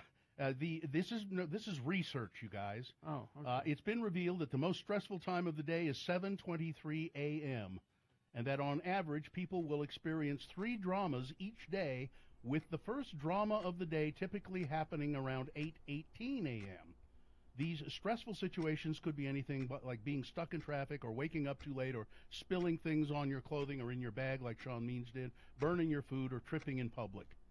The research commissioned by Rescue Remedy, which I don't know what that is, found that tiredness and interrupted night's sleep and a busy day at work are among the top causes of drama. The study also found that while 35% of people agreed little dramas are just a part of life, a further 24% find it difficult to relax when they're experiencing these little dramas. So when they do all of the research and kind of do the metrics of it all, they've come to the conclusion that 7:23 is the most stressful time of the day. Now, why do they want to pinpoint that? I think because they say, if you can find some way to relax at 7:23 a.m., the rest of the day will go fine for you. Well, see, and for me, that's a very relaxing time of the day because I have a very regularly occurring biological event. That's kind of the window. You mean you take a dump? Exactly. Okay. So it's I'm not part of that stress. So a good movement does I'm fine. Relieves all the stress of your day. Well, I was just I thought when I saw this 7:23 a.m. the most stressful time of the day. Maybe we should come up with a feature at 7:23 a.m. that just will make people relax for a second. The boner is when we. Yeah, but that doesn't make people relax. Well, then you're telling me we have to move the boner? No, what I'm thinking is exactly at 7:23. That's like I said. But right in the middle of the boner, just take 1 second. We just play something like Enya. Oh. Instead of mandatory Metallica like the rock stations do, it's just one. Oh. And then we just move on. It's just your relaxer. And Kerry's looking for something. He's got something in mind already. Just to help people. It doesn't have to, we have to just stop for 1 second to do it. Just, everybody needs to relax and meditate for a few minutes at that moment. The Radio from Hell meditation moment brought to you by... Hey, we could get that sponsored. Okay, well, no, that's not it. No. All right. That would not be. Try this. No, that wouldn't relieve stress. I don't think. Either. No. Need something soothing. Oh, you're getting close there.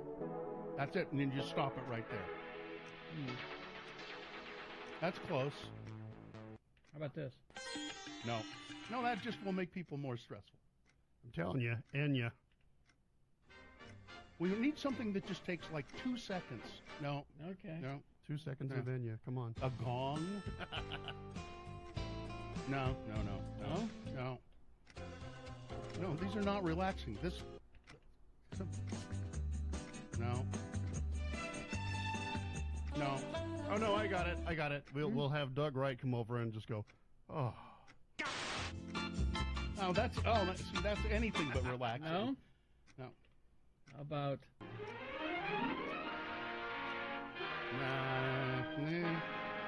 No.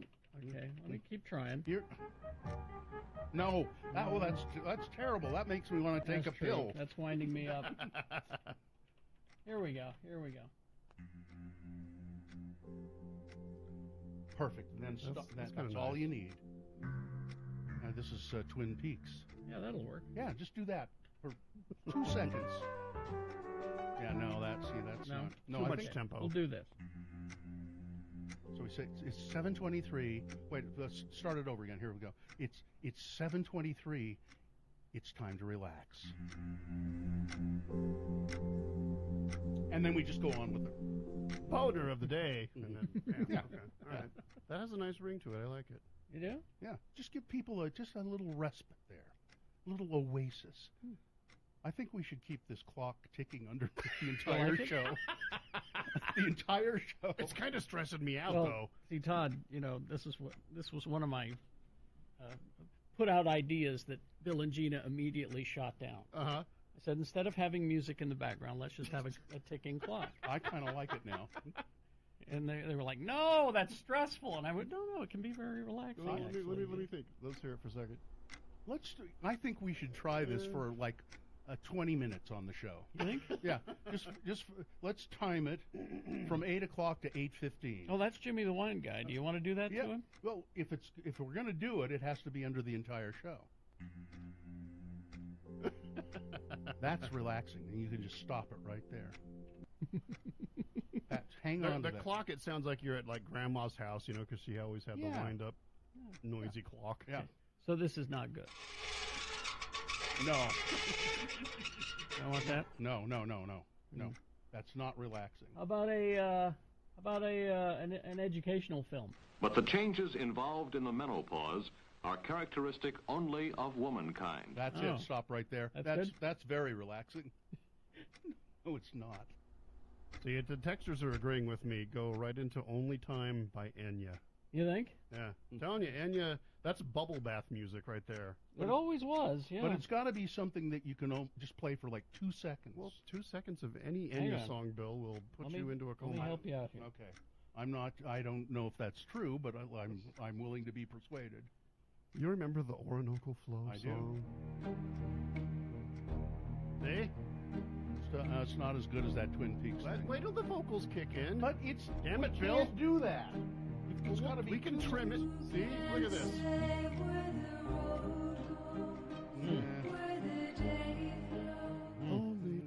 Makes me feel like I'm at a spa that I can't afford. But it's relaxing.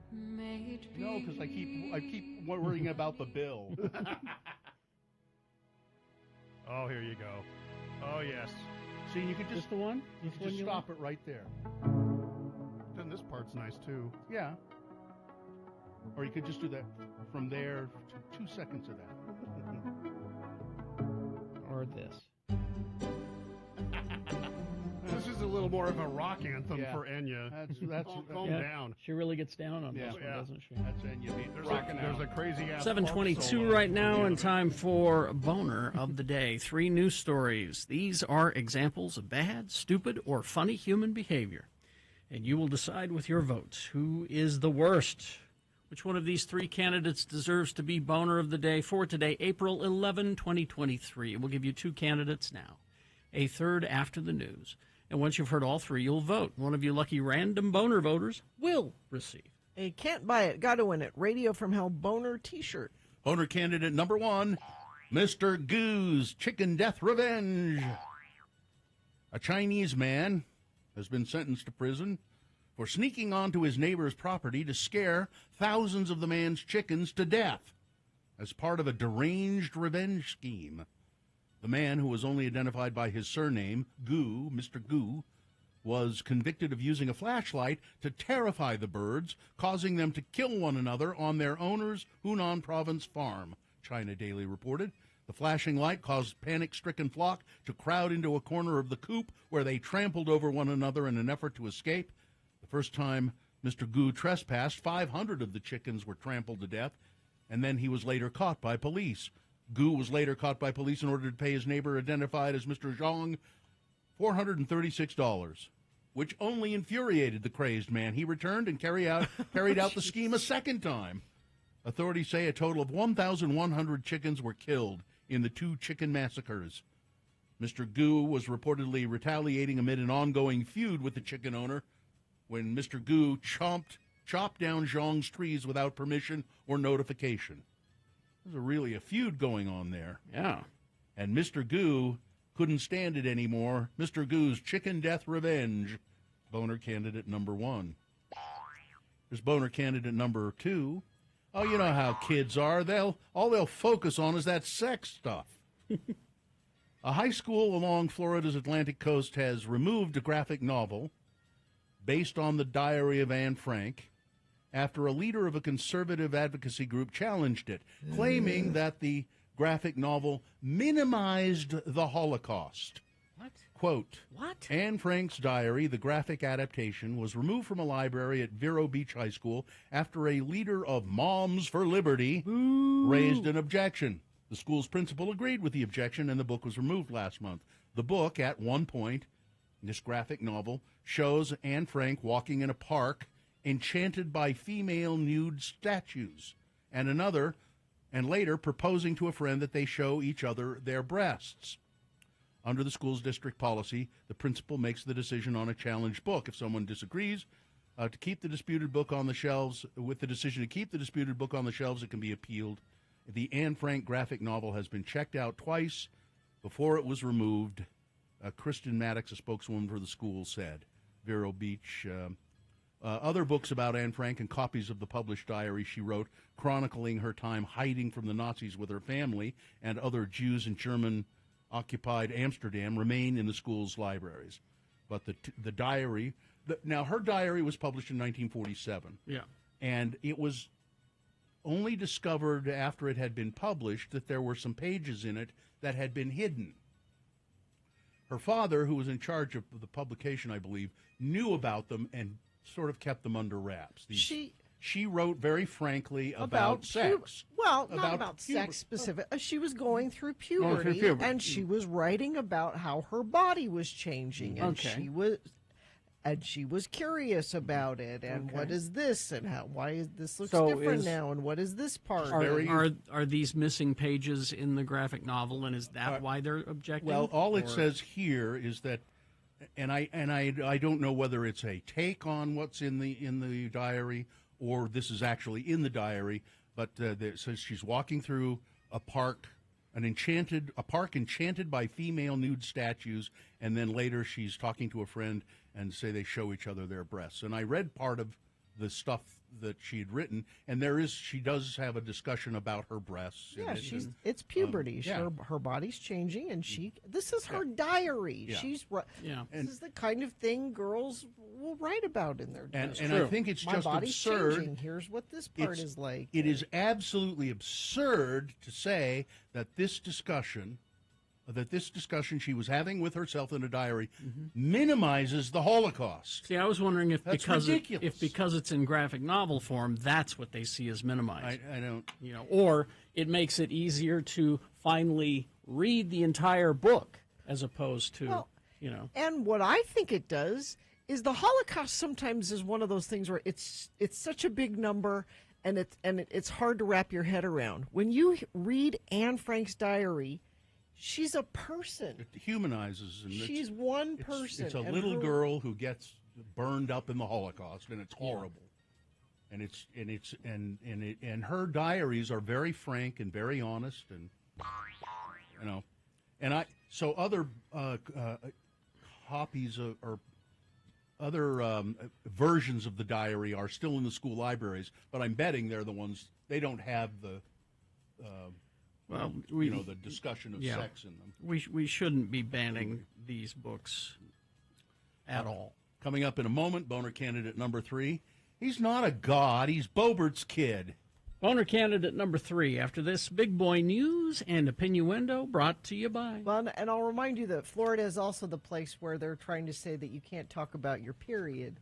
That's true. Until after 6th grade. I'm going to move. I'm going to move to Florida then, because I'll never talk about my period. The Stateroom presents, bringing you live music memories. Deadheads, listen up. The Garcia Project is coming to the Stateroom this Friday, April 14th, with special guests, the Pranksters. Get tickets and the full lineup at thestateroompresents.com. This is maybe a team up made in hell. I don't know. This could be really good or really. Keanu Reeves teaming up with Jonah Hill. Why not? They're gonna do a comedy, I guess, called Outcome. It has been co-written by Hill and Ezra Woods. He writes a lot of stuff with Jonah Hill, I think. Mm-hmm. Hill said he'll direct The Future, which is described as a dark Hollywood story. Outcome will reportedly tell the story of Reef, a character played by Keanu Reeves. Reef is set to be a damaged Hollywood actor who faces a crisis in his career and has to confront his past. As a result, a video from his past is used to extort him in the film, which is being described as a dark comedy. Jonah Hill will also produce the project along with his Strong Baby production company partner Matt Dennis and the company's Ali Goodwin. I think I like Jonah Hill. I think he's very talented and be an interesting take, I think. I'll watch it. Let's see now. This is a story from Ogden.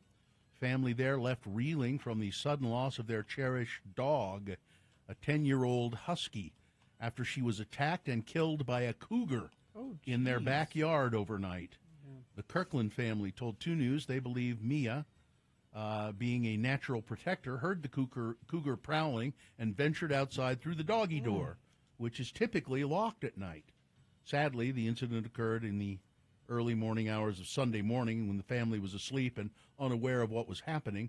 They're now grappling with their heartbreak, but also a deep sense of responsibility to alert others about the danger lurking near the foothills and benches of Ogden. Mark Hadley is a Northern Region Outreach Manager with the Division of Wildlife Resources. He said teams have set up a trap in hopes of catching the cougar because it's done it once. It's likely to come back looking for other, other animals in the neighborhood. Yeah. We just had a cougar sighting overnight, just 0.3 miles away from the house. Oh, really? Yeah. It says cougars are most active at night and typically feed on deer, which have been lingering in valley communities due to all the snow. Yeah. Geez, I could probably have a cougar in my yard because there have been deer in my yard. Oof. Fruit Heights, Utah. Residents there they're worried that a hillside in their area may collapse again. There was a mudslide that buried 2 people. They were hurt pretty bad, I think. The victims of the mudslide were rescued and hospitalized. Family members said that Frank and Charla Hunt are continuing to heal from their sustained injuries. However, surrounding homeowners are now seeking answers from Fruit Heights City to prevent similar disasters from happening again. 2 News visited the mudslide site, and nearby resident Terry Smith said that surface water pooling above the hill and now how the slide could have been prevented. The water was running right into it and making a pond until finally it loaded up the hill and blew it out. Damn. Almost killed my neighbors, he said. Smith also mentioned that the hill had slid a couple of times before, but due to broken irrigation lines. In his 58 years at the property, he's never seen a natural slide occur before this. So the city is looking at what they might be able to do to mitigate that. The Biden administration has officially now appealed a Texas judge's ruling that would force an abortion pill to be taken off the market. The appeal to the Court of Appeals for the Fifth Circuit calls for a stay of U.S. District Judge Matthew Kaczmarek's ruling, which came down on Friday. The Food and Drug Administration had approved mifepristone more than 20 years ago. Yes. However, a lawsuit has called into question the safety of the medication, which there's... Yeah. So a judge can decide whether it's safe or not. No, the right kind of judge, you know. It's safer than Viagra. Yeah. It's safer than Tylenol. He was part of this group, this anti-abortion group, before he became a judge. This has been long in the making. Oh, yeah. This has been part of the long game. You want an activist judge? This is an activist. Yes. When mifepristone is used as the FDA directs, serious adverse effects are exceedingly rare, just as they are for many common drugs like ibuprofen, the appeal states. And we're in big trouble if judges can start pulling drugs off the market. Well, they just need to ignore this judge. You know, the FDA, I mean, the president can surely step in. They can ignore it. Well, Washington has done this counter thing, and so let's just leave it there in limbo and ignore both of them, you know? The atmosphere was tense as residents confronted Amsterdam's mayor on a controversial plan to move legal prostitution from the city's historic red light district out to the suburbs, creating an erotic center. In a meeting hall south of the city, hundreds of angry locals who don't want a mega brothel on their doorstep found themselves unexpectedly on the same side as sex workers who want to stay where they are in the red light district. Well, yeah. In the middle of the row is Amsterdam's mayor Femke Halsema, who is sticking to a plan that few people seem to like despite being branded a brothel madam by opponents. It is not possible, one mother said in tears at the meeting in the south of Amsterdam, near one of the 3 sites that Halsema has proposed for the 100-room erotic center. One older resident... It's an amusement park. ...wears 2 gold balloons saying no around his neck, while others in this nation of cyclists carry small flashing red bike lights as a sign of protest. Sex workers, meanwhile, insist they want to stay in the red light district, which is just fine. We've been there. It's not. You don't have to go. No, you there? don't have to. No, and that's really all that's down there, essentially. Yeah, we went to because we were curious, like many people are. Yeah. And, I didn't think there was much to it. It was just. No, there's a couple of clubs down there. There's, maybe a restaurant. But it's mostly just the working people. And, And you don't it's not like that. Yeah. That's the only way you can get to some other part of the city is having to walk through there. No. And finally this, you've mostly heard of canines assisting police. Yes. But what about rabbits? The Yuba City Police Department in California has a new fuzzy friend on the payroll, Wellness Officer Percy. Wellness Officer Percy? Percy is an integral part of the department's wellness program that puts the focus on prioritizing mental and physical health and providing officers with resources to reduce stress levels. We need a Radio from Hell Wellness Officer. Percy is available for both. You want to take care of him? Percy is available for both employees and their families. Police say an officer on duty was patrolling back in November. She came across this rabbit on Percy Avenue. A rabbit appeared to be lost, so she picked the animal up after seeing how friendly he was. Sometimes rabbits are not friendly. They can be mean little bastards. But this one is, very friendly and docile, and obviously had been taken care of by somebody, but he wasn't claimed by anyone, so they call him Officer Percy now, and he lounges around at the police department by day, and then if people need sort of emotional support, they'll take Officer Percy to somebody's house, or you can come by the police station and hold Officer Percy. And calm you down. Yeah. He's really a pretty rabbit, too. I don't know if we had the picture of him. Officer Judy Hops could not be reached for comment. So Officer Percy, anyway. There you go. Weather traffic. Could be 80 today. Carrie's doubtful. Carrie says it'll be 79. We'll come close. Could be 80 today. 73 for a high tomorrow. Then we cool down, actually, and have a possibility, 50% chance, actually, of rain on Thursday, and only a high of 49. And overnight lows dip back down into the 30s, it looks like, for the weekend. Traffic, we've got a stalled vehicle northbound Legacy Parkway at Center Street. It's affecting the left lane of traffic there. Crash westbound 6 South at West Temple. Right turn lane is affected there. And just a reminder that Little Cottonwood Canyon remains closed with no estimated time when it will reopen. Not today, not tomorrow. Could be the end of the week before they decide to open that up again. That's, of course, due to avalanche mitigation. March of the Machines for Magic the Gathering is releasing soon at Haster Games. Don't miss their pre-release events happening today and tomorrow. Pre-register at the store, 6831 South State, or click HasterGames.com. Thank you. Here's boner candidate number 3. He's not a god. He's Boebert's kid. Noble D'Amato, a 19-year-old friend of Representative Lauren Boebert's son Tyler, has accused the Republican Congresswoman of covering up details of a vehicle crash that left him injured. D'Amato told Denver news site Westworld that he was riding shotgun with Boebert's son on September 17 when Tyler flipped the SUV he was driving. D'Amato suffered multiple concussions and a severely lacerated hand. I still have problems with my hand, D'Amato said. My thumb almost got cut off. It prevented me from getting a welding job because I can't hold a dig torch anymore. I'm a personal care provider now. Following the crash, D'Amato said he was charged with drug offenses after police found unprescribed Xanax pills and a marijuana grinder at the scene of the accident. Boebert's son was issued a careless driving ticket, which was later reduced to defective vehicle for headlights. Tyler was ordered to attend an Alive at 25 driver's awareness program. In an April 4th statement, Boebert's office downplayed the incident. D'Amato called the statement bull S. She's never liked me, but that doesn't give them the right to try and hide the fact that I was injured. They just don't give an F. It's the entire family. D'Amato accused Boebert of trying to cover up his injuries, saying she allegedly covered up another accident in 2020. You know, just like the one she did in Moab, he said. They've tried covering up stuff before. As for the crash itself, D'Amato said Boebert's son was stone cold sober, but was driving too effing fast. I remember waking up with blood pouring out of my hand. I had put my hands up in the air to protect myself. D'Amato explained he He had drifted apart from Boebert's son. I mean, just because he's Lauren Boebert's kid doesn't mean he's a god, he said. He said, they're trying to cover it up and minimize my injuries, and I resent it. Boner candidate number 3. He's not a god. He's Boebert's kid. All right.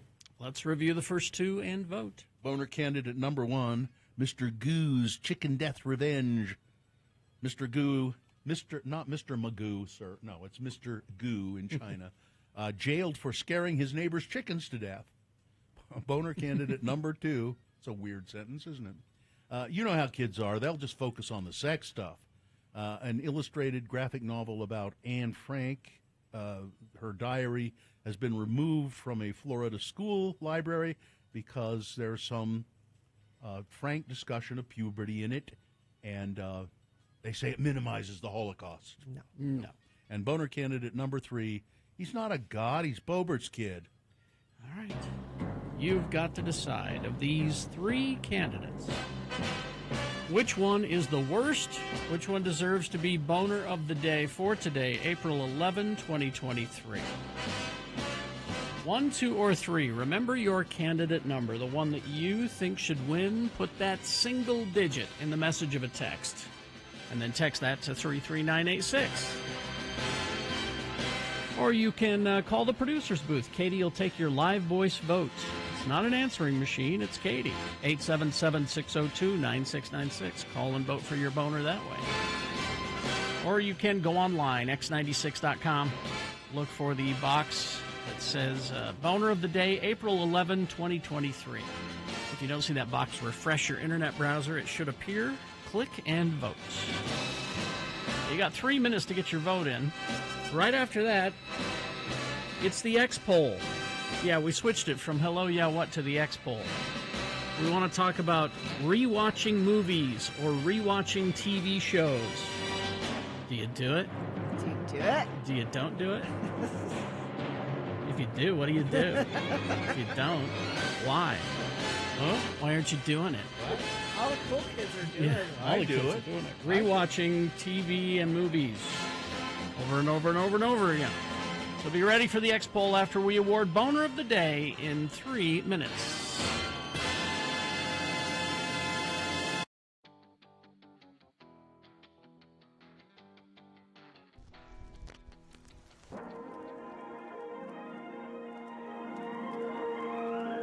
It's often said that people of Utah speak a language all their own. It's a language that's often confusing and even incomprehensible to newcomers here in the Beehive State. So, Radio from Hell presents a handy guide to help everyone understand how the natives speak. It's the Utah Word of the Day, and today's word is...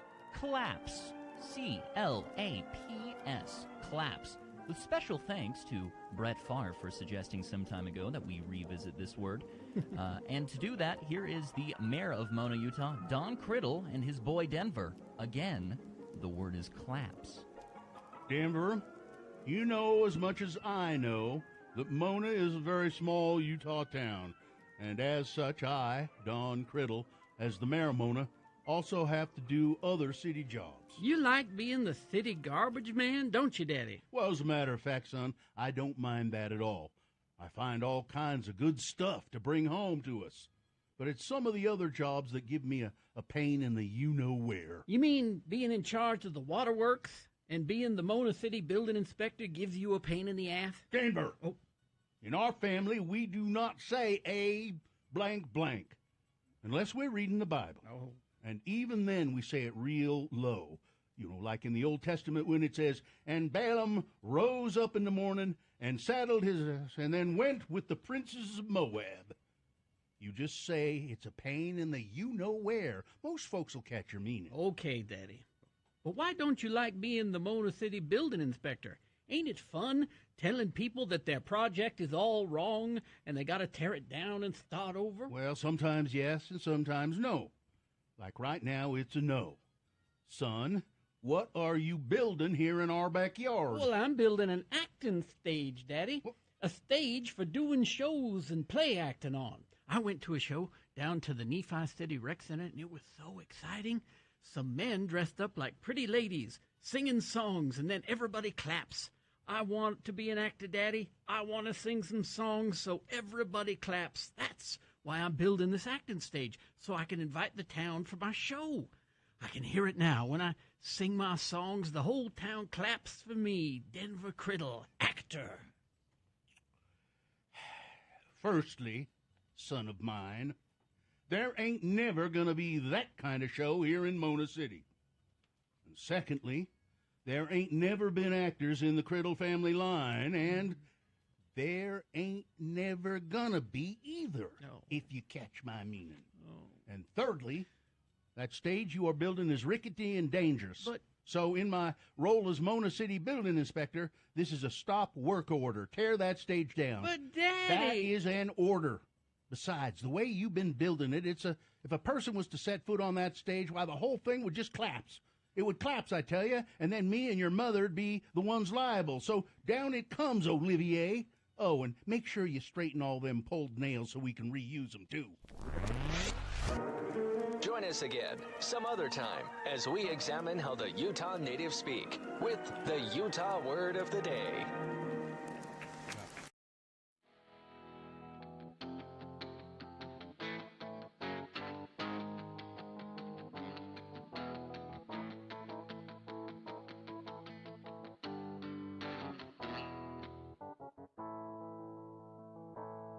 We're going to award Boner of the Day right now, but right after that, it's the X-Poll. The X-Poll, 877-602-9696, or text us at 33986. The topic is rewatching movies or TV shows over and over again. We had a discussion this morning, Gina's.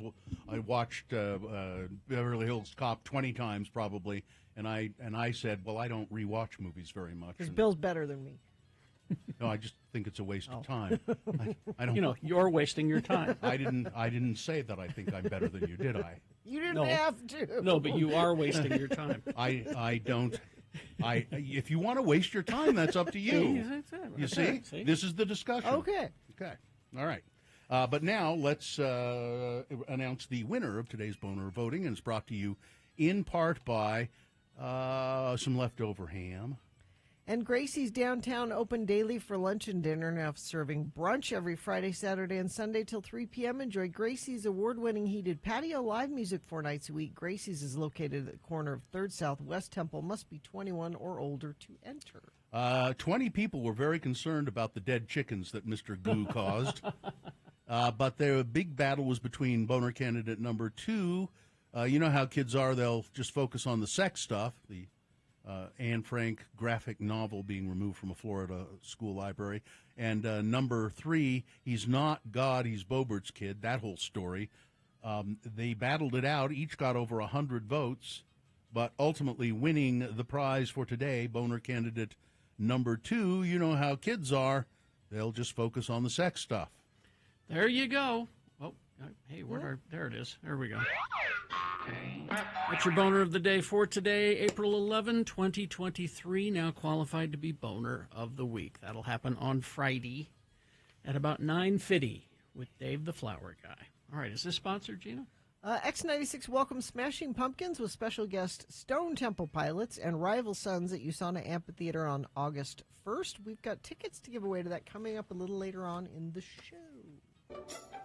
You know, I would say it's not that I'm totally opposed to rewatching movies. That's not the point.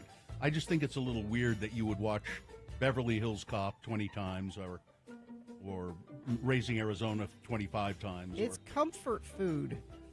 Yeah, it's okay.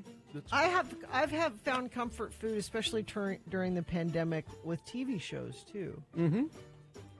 I've gone back and watched Seinfeld. Really? Because it asks nothing of me. Mm-hmm. Well, I went back and watched all the Boston Legals, but I hadn't seen all of them. And that was kind of comforting. But I don't know. I needed something during the pandemic specifically that did not cause me stress. Because TV shows can cause you stress sometimes, or movies can, if they're tense or there's your favorite characters are in peril or whatever. So that never happens in Seinfeld. 877-602-9696. Oh, come on. They're in peril all the time on Seinfeld. I don't know. George makes me pretty uncomfortable. 877-602-9696 if you want to weigh in on that. And it looks like people are there, so let's do it. Oh, yeah. Let's begin with, looks like Jen is here. Hi, Jen. Jen, where are you calling from? Hey. My car in Salt Lake. Okay. In Rose Park. Okay, weigh in. Yeah. So I am a rewatcher, and not just a rewatcher, but like a real bad one. Mm-hmm. So I watch In the Heights. I watch Bob's Burgers. I watch Great North, and I watch Brooklyn Nine-Nine. And like Gina said, they ask nothing of me, but also it's like, because she said, you know, it causes stress. So there are things that, like, I have really bad stress and anxiety, and so, like, the new stimuli, new stimuli, like, is really distressing to me sometimes. So, in order to kind of keep that down, like, I rewatch stuff, and it drives my husband crazy. Yeah, you there you keep go. doing it. It's okay. You know, and here I will confess about how I keep my stress level down. I rewatch the Situation Room with Wolf Blitzer all the time. I rewatch it constantly. See you later, Jen. Thanks, Jen. All right, thanks, Jen. Let's go to Ranger Kate. Hi. Hello. Good morning. Hi. So I have a couple of rewatchers. One, like my comfort soothing, is actually a Ken Burns documentary about the national parks, of course. Of course. Yeah, The I've seen America's that. Best Idea. Such a good documentary. I could watch that. The first episode especially, And where it really focuses on Yosemite. And Ken Burns' voice is very soothing. Well, the voices actually, he my uses. favorite, the narrator that I love is Peter Coyote. His voice is very soothing in all of his documentaries. Yeah, but he does But most of them, for, doesn't like- he? Does he do most of them for Ken Burns? A lot of them, yeah. He did like Vietnam and the Civil War. And, yeah, he's Yeah. famous. But for dumb relief, I love rewatching Schitt's Creek. Like I can. Oh, never get yeah. enough of That's a that good show. one for That's a good one. comfort food. Okay, All right. Smart thank comedy. you. Thank you, Ranger Kate. Thank you. Let's go to Colin. Hello, Colin. Hello, good morning. Yeah, where are you calling from, Colin? I live in Sandy, but I'm heading to work right now. All right, what do you rewatch if you do? I love and go back to One Punch Man anime and have rewatched both seasons 1 and 2 like just at least 5 times now. They're making a live-action movie of One Punch Man. Oh wow, really? I heard about that. Yeah. Well, there's something else you can rewatch. There you go. Absolutely. All right. All right. We're getting a lot Thank of you. texts, a lot of Gilmore Girls. That surprises Somebody me. says, I cut my finger pretty bad last week, and my husband calmed me down by putting Gilmore Girls on for me. 877-602-9696. You know, it's like Schitt's Creek that you mentioned. I liked that show a lot. Yeah. I would never rewatch it. Why? It just wouldn't. Just doesn't. It just has no appeal to me. I liked it a lot, but I wouldn't rewatch it. Let's see. I'm 100% agreement. Seinfeld is my safe place, no stress show. I fall asleep to it most nights. Actually, a lot of people are saying they use comfort shows to fall asleep. Somebody else says, I fall asleep nearly every night watching The Office. That's sad. Why is that sad? You have a TV in your room? You don't, do you? No, I do. don't. Yeah. I do. You do, but you don't. No. But what's sad about it? I think it's sad that you fall asleep watching TV. Why? I don't know. It just seems sad to me. It's comforting, these people are saying. It would make me feel guilty. Guilty? Guilty of what? I don't know. Just it's weird. You're weird. No, I'm not. Yeah, you are. Oh, yeah, you're right. I am. I am weird. That's true. I didn't buy the media to look at it on the shelf. I bought it because I enjoyed it and want to enjoy it again. Somebody says, a movie I've watched over and over again, The Outsiders. I bet I've seen The Outsiders 5 times. I've not seen it. Oh, it's good. I saw it once. It's all the cute boys, Gary. It's black and white, isn't it? No. It feels like it. Isn't it? It's all It's the dirty. cute boys. They're dirty. I watched the TV ripoff, The Lords of Flatbush. That's the one I watched. So I didn't watch the original Outsiders. 877-602-9696. Do you rewatch shows? Do you not rewatch shows? It's a lot of falling asleep to shows. My husband watches MASH every night before bed, and now I'm hooked on it too. He's seen it all at least 10 times through. I rewatched the series Shameless recently. Rick and Morty. Yeah, well, let's hear from people who don't rewatch shows. Yeah, there must be some people like me who don't really. I mean, and again, I have rewatched some things, but it's just not something that seems. I can't watch something 10 times or 15 times. Our attorney Ed Brass. I probably watched Monty Python and the Holy Grail 30 times. Saw it in the theater when it came out. There's always something that you didn't notice before. All right. Okay, there's your X poll. 877-602-9696 or 33986. Text it in. Let's go.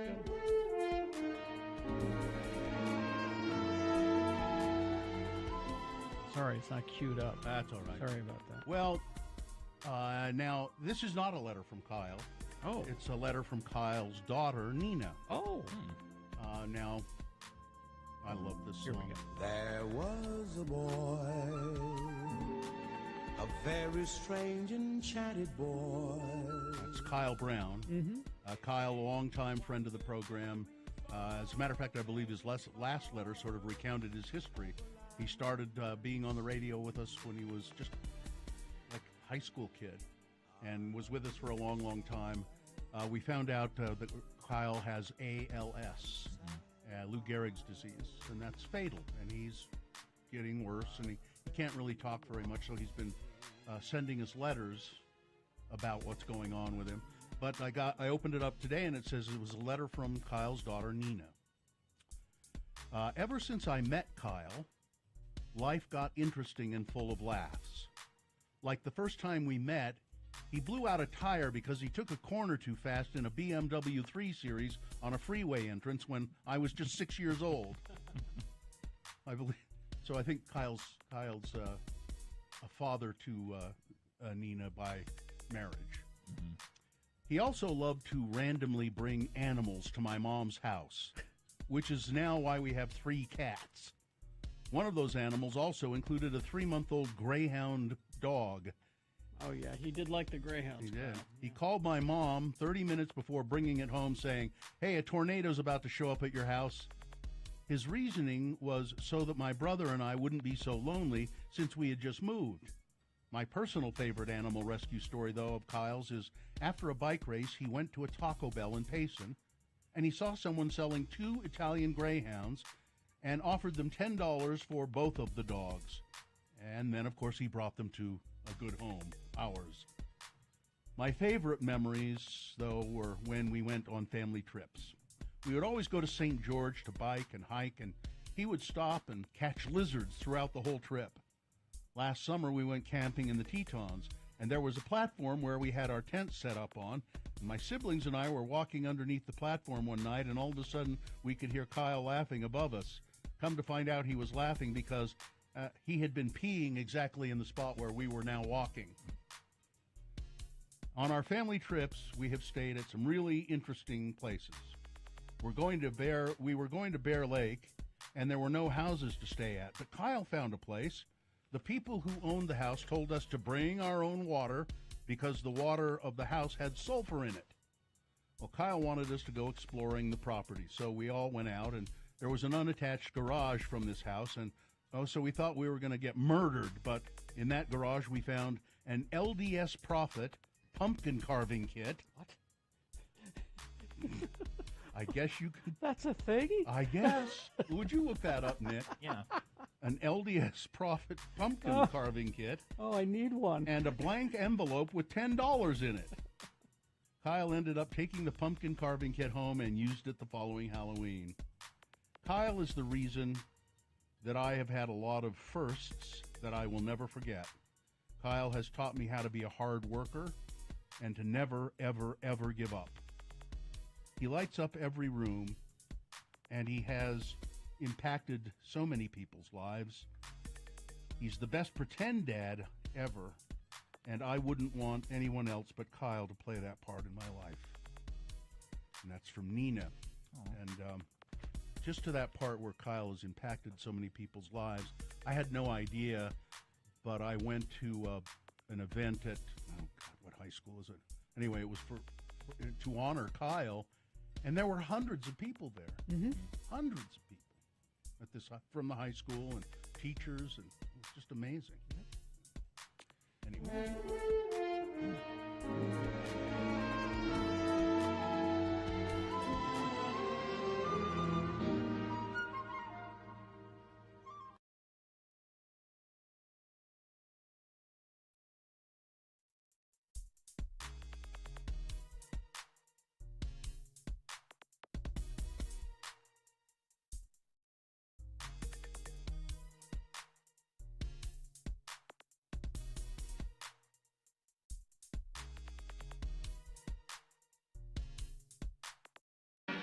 Here's your 8 a.m. keyword. See, we give them away one an hour, top of the hour, and the more you enter, the better your chance of winning $1,000. Keyword for this hour is fleeting. The word is fleeting. It's not fleeting. It is fleeting. Well, it is, yeah. Fleeting is fleeting. Fleeting. Fleeting. Text that to 33986 for your chance to win $1K a day with the X96 powered by Cyprus Credit Union. Wouldn't it be cool if all of the words that have been put out in this contest, if when they were all put together, it was a book, a story or something? Oh, like sentences were written? You're asking our promotions department to, go out of their way. Well, yeah. Win one.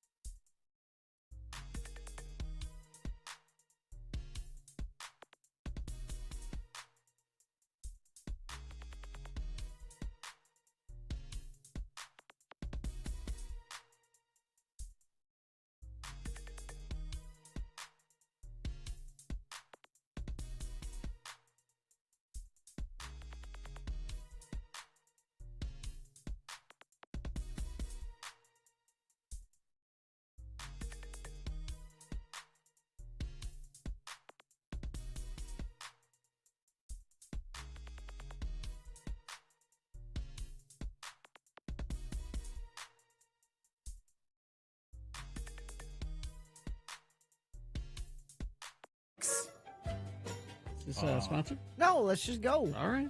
We're back with the X-Poll. Do you rewatch stuff, movies, and TV shows a lot? And if so, what and why? There you go. Let's go to 8. Oh, Andy, sorry. 877-602-9696. Andy has left a line open. Yes, Karina. Hi, Karina. Hi. Hi. Where are you calling from, Karina? Conway Heights. Okay, and what do you rewatch, and what is it? Okay, so movie-wise, probably The Count of Monte Cristo. Really? Okay. Yeah. Okay, Count of Monte Cristo. Have you ever seen it? Yeah. Which one? Is it the Jim Caviezel one? There's a couple of them. Yes. Well, all of them. I read the book like once a year. Really? So, yeah, all of them. Apparently, there's a lot of flooding going on in Cottonwood Heights right now. Your phone's kind of bubbly. You're you sound bubbly. You sound underwater. Karina, we gotta let you go. Your phone's kind of bubbly. Okay. Thank He you. pretended he was dead, and he hid in the shroud, and then they threw him in the water. Thanks. I haven't seen it, Gina. Thank you. Thanks a lot. Let's go to Ryan. Ryan. Hi. Ryan. Yes. Yes, go ahead. I absolutely hate rewatching shows. You hate it. I hate it. Yeah. What's your reason? Because they don't keep my attention. I like to not know what's going to happen next. Mm-hmm. if I know what's going to happen next, I get bored. Yeah. Oh. So I really like it. Now, is there anything that you'll rewatch? I have rewatched when I was a kid Monty Python and the Holy Grail, like someone said earlier. Mhm. But recently, probably like the Infinity Wars, maybe. Maybe. Mm-hmm. Okay. I've watched that probably twice. All right. Yeah, I think you're sort of in the same boat I am. It's, I rewatch things a little bit, but not to any kind of degree. Thanks a lot for calling. There you go. See ya. Yeah, Thanks. there are shows that if I'm channel surfing and it's in the mid, it doesn't matter where it is. Yeah. I'll stop and watch it for a minute. I've I done might that. not watch the whole thing, but I'll watch it. I may do that. no matter what point it is in the. Let's go to Braden. Braden, hi.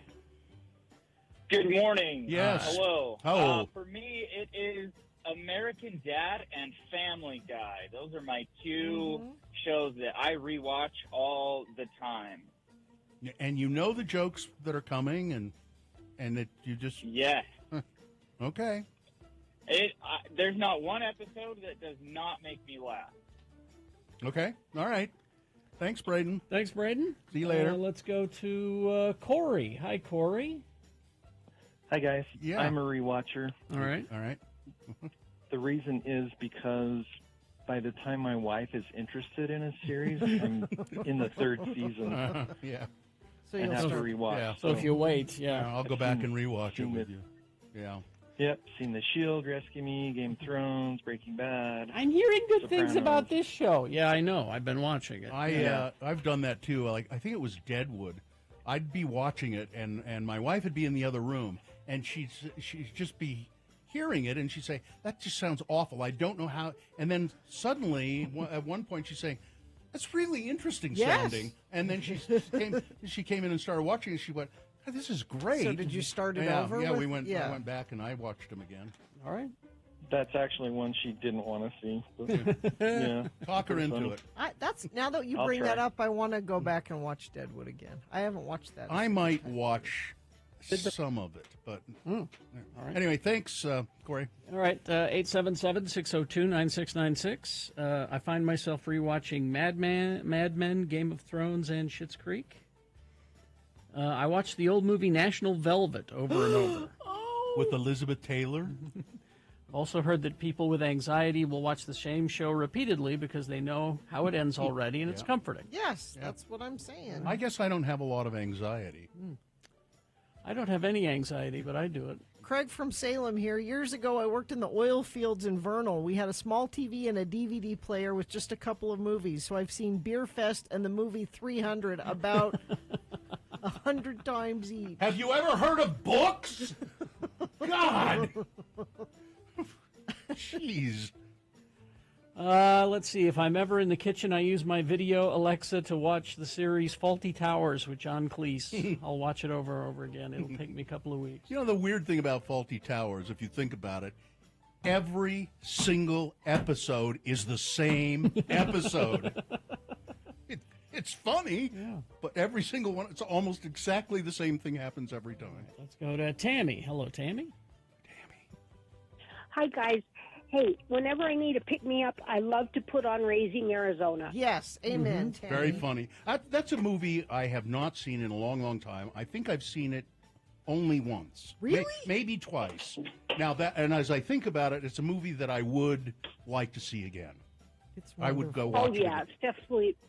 Yeah, it's definitely worth rewatching. And I was just reminded, someone else said something that older movies, I love the original Parent Trap with Haley Mills. I think she just did a great job playing twins. Yes, she it did. was fun. She did. All right, thank you. All right. See, Nobody sleeps naked in this house. Come on, you've got to. That is a movie I would go watch again. But again, I wouldn't watch it time and time and time again. Susan. Hello, Susan. Hi. Hi. Well, I've been listening to you guys, and I am a not rewatcher, so I thought you better hear this side of the story. I love movies, love TV shows, always looking for recommendations, and I don't know how I'm going to, watch something new or explore something new. I'm rewatching old stuff all the time, so I just don't have time. And honestly, to me, a movie especially a movie, is a real adventure for me. I have a real experience. If I already know how it ends, I'm not going to have my experience with the movie. So, yeah, when I watch a movie or a TV show, I want it to be new. I want to be curious and adventurous and surprised. But every once in a while, I do feel like I need to rewatch a movie. And Everything, Everywhere, All at Once, I did watch that a second time because sometimes I'd watch that a second time. Hard to... There's a lot going on they're there. hard. Like, I'm so concentrated on understanding it or figuring it out, I miss some stuff. So to watch it a second time, that movie I actually really liked watching. Yeah, and I'm that way with some movies, like Magnolia is just one of my favorite movies. But I think I've only seen it maybe 3 times. And so it's big, but I like it because it's got a lot going on, different things, and it's very rich. All right, Susan. Thanks, Susan. Thank you. Let's go to Chris. Hello, Chris. Yes. How's it going? Good. So I am a rewatcher, but only if it's good. Like I will watch The Fifth Element anytime, any day. Okay. I love that movie. Really? If I need a good cry, I'll watch Forrest Gump. Oh. Yeah. Okay. Yet, but I can't read. It's funny, Forrest Gump. I won't read books again. I saw it. I think I saw it on TV. I didn't see it in the theater, and I liked it, but I felt so manipulated by it. It just, it's manipulative. It's yeah. When we were in Savannah recently. Thanks, Chris. That's where it takes place. Mm-hmm. And we wanted to go to the park where the Forrest Gump bench is. There is? So you could sit on the bench? So you could sit on the and bench. And have a box of chocolates? And we're at the park. Look at where's the bench? Mm-hmm. They had to remove it because people were it's in a museum now, the bench. The Forrest Gump bench. You can't go sit on it in the park anymore. That's just a tragedy. All right. Lisa. Hello, Lisa. Lisa? There you are. Lisa. There she is. Yes, We got her now. We got her. What? You're a rewatcher, I'm huh? a tall. Yep. It's a constant rotation of Friends, How I Met Your Mother, The Office, Parks and Rec, and occasionally something new. But we also always watch new things. It's the anxiety thing. It makes me feel better. Yep. I know what's happening, and I don't have to worry. I get it, Yeah. Lisa. Do you watch things while you're jogging like you are now? No, I listen to you guys. Oh, very good. Thanks, Lisa. Thanks, Lisa. See you later. There we go. All right. And real quickly here, Karen. Close out with Karen. Go ahead, Karen. Hello, I just have another falling to sleep person that I listen to every night. Uh-huh. Robert Stack on Unsolved Mysteries can put anybody. He will. And I'm not the only one. I've heard this throughout the nation. People fall asleep. He will. Throughout the nation.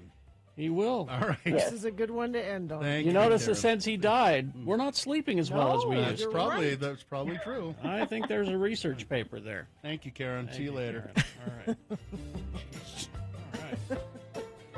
Robert Stack. The Untouchables. Crash on eastbound 201 freeway 5600 west on the right shoulder. It's adding to delays already in place from 72nd west to the I-215 west belt.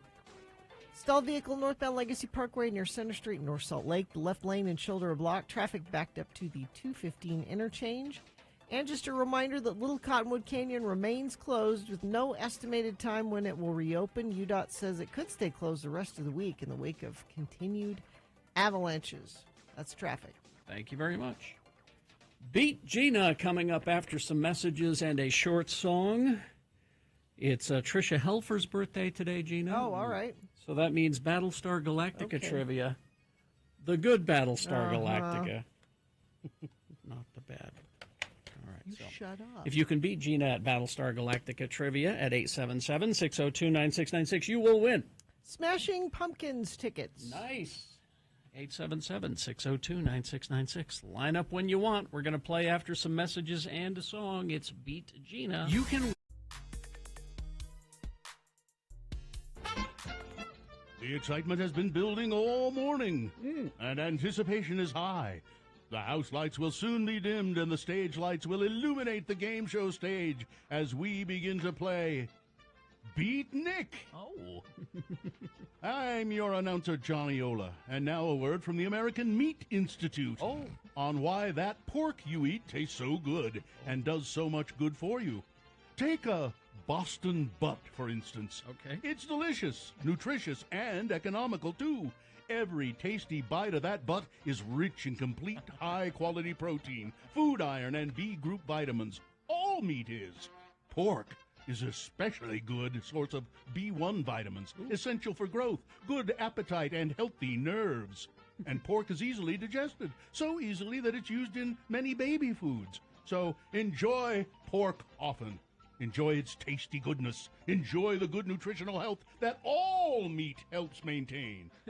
That's today's word from the American Meat Institute, headquarters Chicago, Illinois, members throughout the United States. Thank you. And now, the man known for maintaining tasty goodness and healthy nerves whenever he hosts this show, it's Mr. Kerry Jackson. Thank you, Johnny Ola. You're welcome. welcome. Thank you so much. All right, time to play. Well, it's not Beat Gina today. It's Beat Nick because Nick is here. Hi. And here is our contestant, Sistan. Sistan? Sistan. Sistan. All Okay, right. Sistan. We're gonna. Sistan. It's what? It's Sistan. It's Desan. It's a little different. I know. G with a G. Is that right? No, with a B as in boy. Oh, That's my Stan. God. All right. Sally. It's Yes, nice. Sally. Nice to talk to you. Stan. The sand. All right. We're gonna toss a coin. You got it. We're gonna toss a coin to see who goes first. You call it in the air, heads or tails. It will give you an advantage in the game. Okay. Heads. Heads. All right. Let's see. Tails. That means Nick goes first. Nice. Terribly sorry. That means that you're further away from those Weezer tickets. Mm-hmm. Now, if Nick beats you, what are you prepared to do in Nick's name? Yeah, what you got for me? I am going to donate to a charity. I'm going to look to my son has autism, and it's Autism Awareness Month. Yes. And so I wanted to donate to a autism charity. All right, there you go. Suitable offering. Okay. Well, let's begin. It's multiple choice pop culture trivia because I'm taking the week off. It's leftovers. It's spring break. I've got a stack of leftover questions that we haven't used. Yeah. So here we go. We'll start. And Right. I thought I'd start the week off easy for Nick because I know Nick plays video games. Yes. And so it's video game trivia. Okay. Or what's left Are you of... going to go easy on me? Because I'm from Palestine, so originally, so you got to go easy on me. We always go easy on Palestinians. With my track record for how I filled in on Yeah. Beat Gina, a.k.a. Beat Nick, I need all the help I can get. Yeah, he's not good. All right. Oh, beat Nick, I get it. Here we go. First question for Nick. Now remember, if Nick gets this wrong, it's multiple choice. If Nick gets this wrong, you get a chance to steal the point away. So here we go. Nick? What game did Mario first appear in? Mm-hmm. His first appearance. Was it 1, 1980's Plumber Simulator, 1981's Donkey Kong, 1983's Mario Brothers, or number 4, Billy Graham's Bible Blaster? I believe it was B, Donkey Kong. Donkey Kong is correct. All right, that's 1 point for Nick. And now, Bisan, it's your turn. All right. Here's your question. What is the highest grossing arcade game of all time? Highest grossing arcade game of all time. Was it 1, Lee Carvalho's Putting Challenge, 2, Virtual Doctor, 3, Pong, or 4, Pac-Man? I want to say Pac-Man. That is correct. Nicely done, Bisan. Nice. That's 1-1. Nick's turn. All right, Nick. What kind of animal or creature is Yoshi? What kind of animal or creature is Yoshi? Okay. Is it 1, frog, 2, dinosaur, 3, duckbill platypus, or 4, spoonbill platypus? Frogs don't lay eggs, do they? Yeah, they do. Yes, they do? Yes, no, they're they do. But Nick, they're they're not amphibians. hard shell eggs, right? It doesn't matter. True. I'm going they B, are dinosaur. though. You're going with what? B, dinosaur. Dinosaur is correct. That logic got me to the end. All right. It's 2-1. She's trying to mess with you. Let's see if you can tie this up, Bisan. All right, here we go. All right. What is the highest-selling Xbox game? What is the highest-selling Xbox game? Is it 1, Escape from Grandma's House 1, were more than one. Was it number 2? Was it number 2, Halo 2? Was it number 3, Death Kill City 2, Death Kill Stories? Or 4, Earthworm Jim? Probably Halo 2. Halo 2 is correct. That was my jam back in the day. The game is tied. Oh. Now, Nick, if you get this one, you win. Nick, yes, switching it up because we're out of video game trivia. We're moving on to Vince Vaughn trivia. Oh, great. What does Vince Vaughn hate and does not have? Is it 1, a clear conscience, 2, a cell phone, 3, a car, or 4, a stable relationship of any kind? He strikes me as a car guy, so I go B, cell phone. Cell phone is wow. Nick, I'm sorry. Nick wins the game, Basan. It's back to Palestine for you. Yep, we're sending you back. Well, you know, I was given the easy video game trivia, which truly isn't fair. So, I think we can award you these Weezer tickets. Who are going to be playing with Spoon and White Reaper at the Great Saltaire Amphitheater this upcoming August 27th? That's a show. Oh, excellent, Basan. There you go. You get to go to see Weezer. All right, hang on the line. We'll tell you how to get those tickets. Congratulations. Thank you so much, and I will definitely donate to that charity. Oh, that's very nice. That's nice. Enjoy the show. Thanks, Basan. Listen, I've got to go tuck into a big plate of meat. Please do. Used in baby food, you say? Yes. Okay. Boston butt for me. All right. Okay.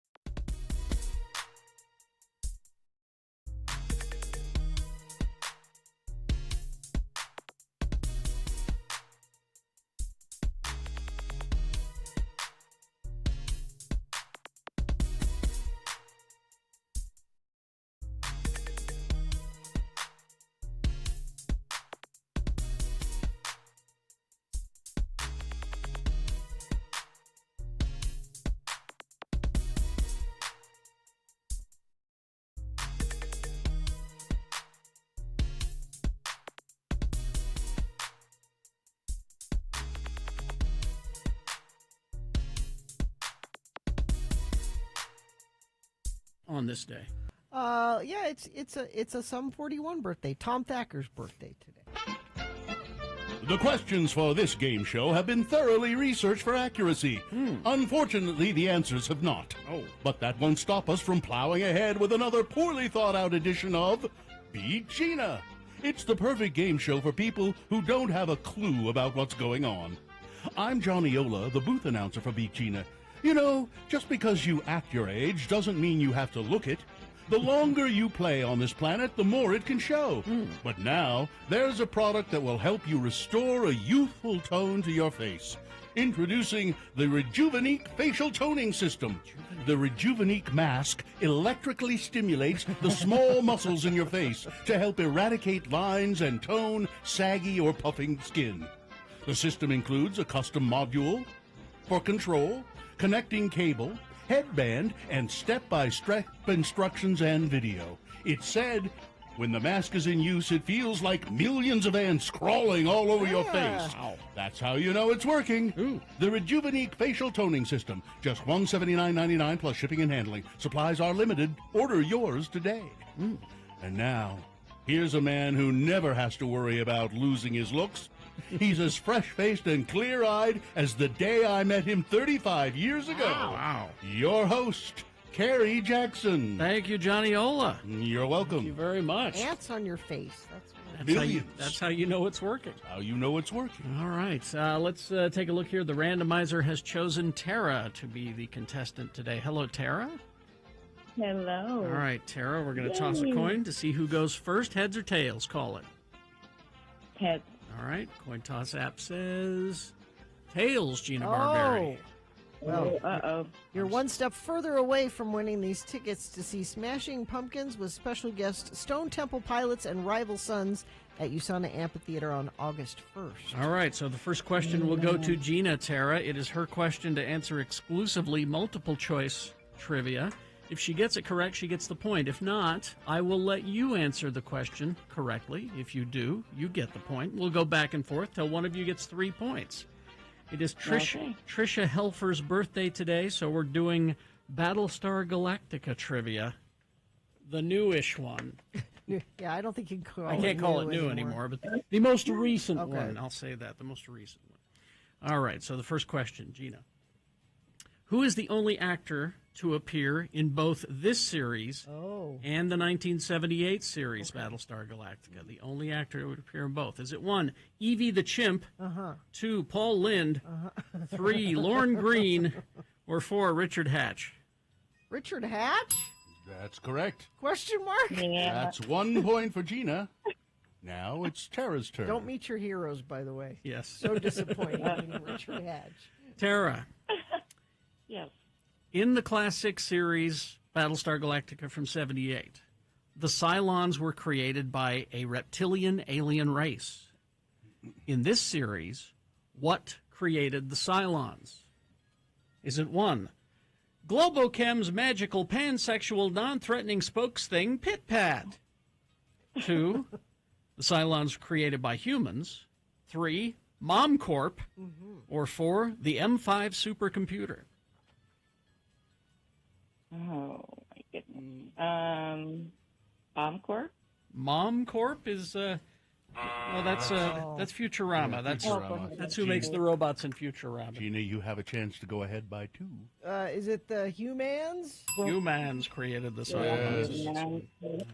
Tara, you're about to be skunked. It's 2-0, and Gina controls the question. Let me find a good one. Give me a hard one. All right, I'll give you a hard one. Here we go, Gina. Now, we're talking about the most recent Galactica. All right. What was the telephone handset used on the bridge of the Galactica? Okay.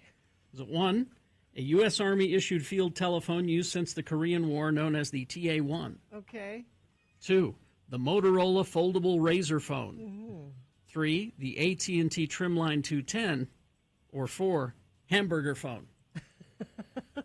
1. You don't want to repeat that? No. And Gina wins the game 3-0. It's almost anticlimactic, isn't it? No, It was. and it's not fair because Gina's never seen this show. You did I know that's really sad. You did sneak in some old Galactica stuff. I did, a little bit. Well, what are we going to do? Well, we're going to give you the prize anyway, Tara. It's You are, and you know what? I'm going to donate to the road home anyways as well. I could tell you were a nice person, Tara. I'm happy to give you these Smashing Pumpkins tickets coming with Stone Temple Pilots and Rival Sons to USANA Amphitheater on August 1st. I'm shocked. Hang on the line, and we'll tell you how to get those tickets. All right, listen, I got to go. I have an appointment to have some electrodes hooked up to my vitals. Ooh.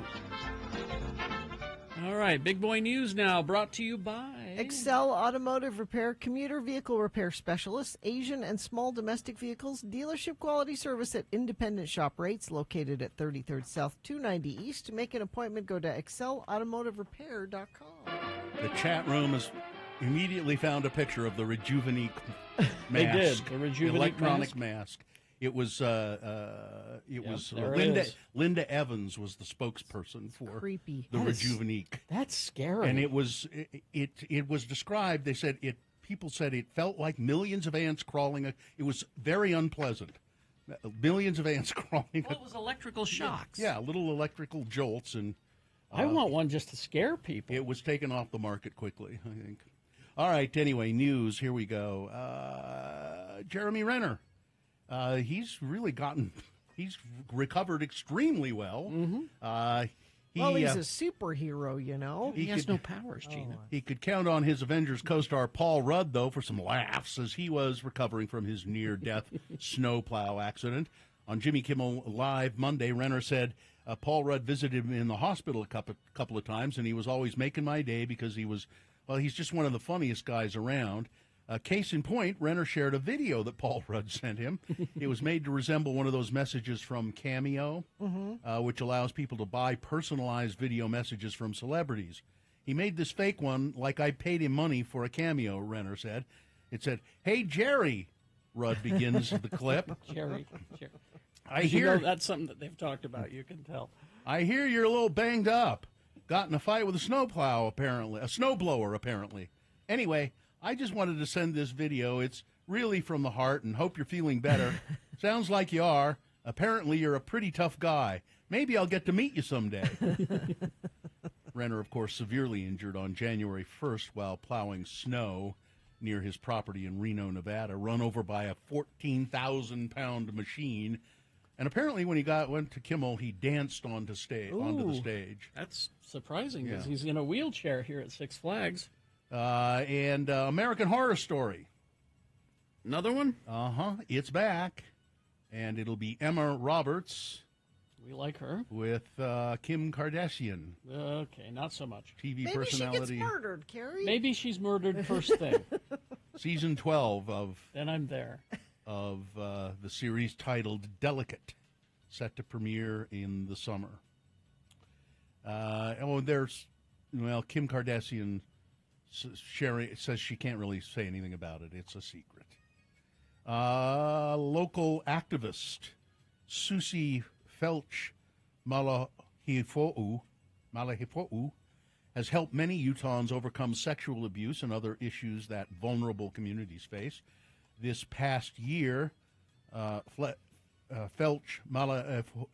Malaohifu, I'm butchering that, the founder and CEO of the group Pacific Island Knowledge 2 Action Resources, needed some help herself.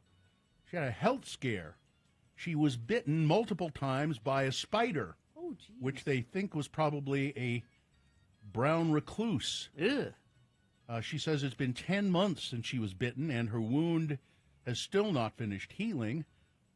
She sees a nurse Monday, Wednesday, and Friday for therapy and is also being seen by a wound specialist. I'm grateful to be alive. That's the only thing I can say. It was last July when Felch Malahifu'u was bit multiple times by what they believe was a brown recluse spider while her family was camping at Mirror Lake. Wow. She says she's grateful she sought medical attention when she did. A nurse wheeled me into the doctor to do an x-ray, and I woke up 2 weeks later. 9 surgeries, had been in medical-induced coma. I had no idea. Wow.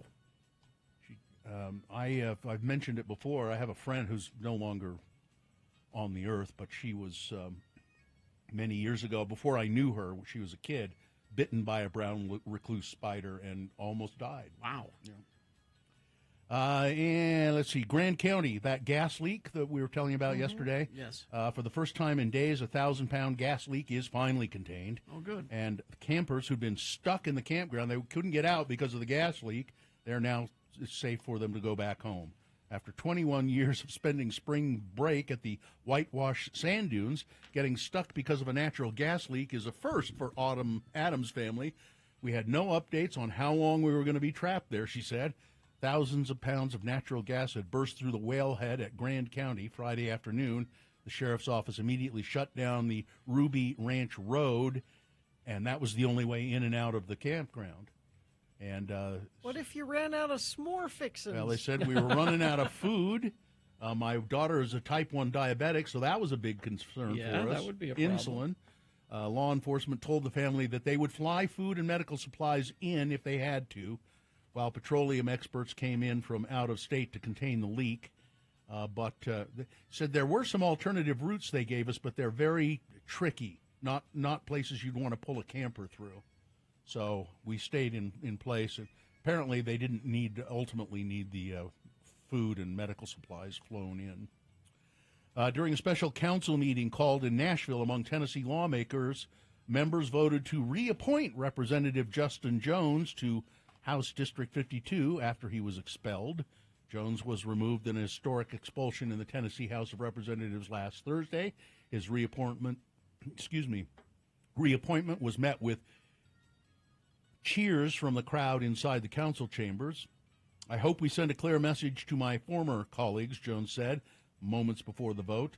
A movement is rising up. It won't be led by the people who love to come when the cameras are here, but it will be led by young people because that's what led us to the well that day.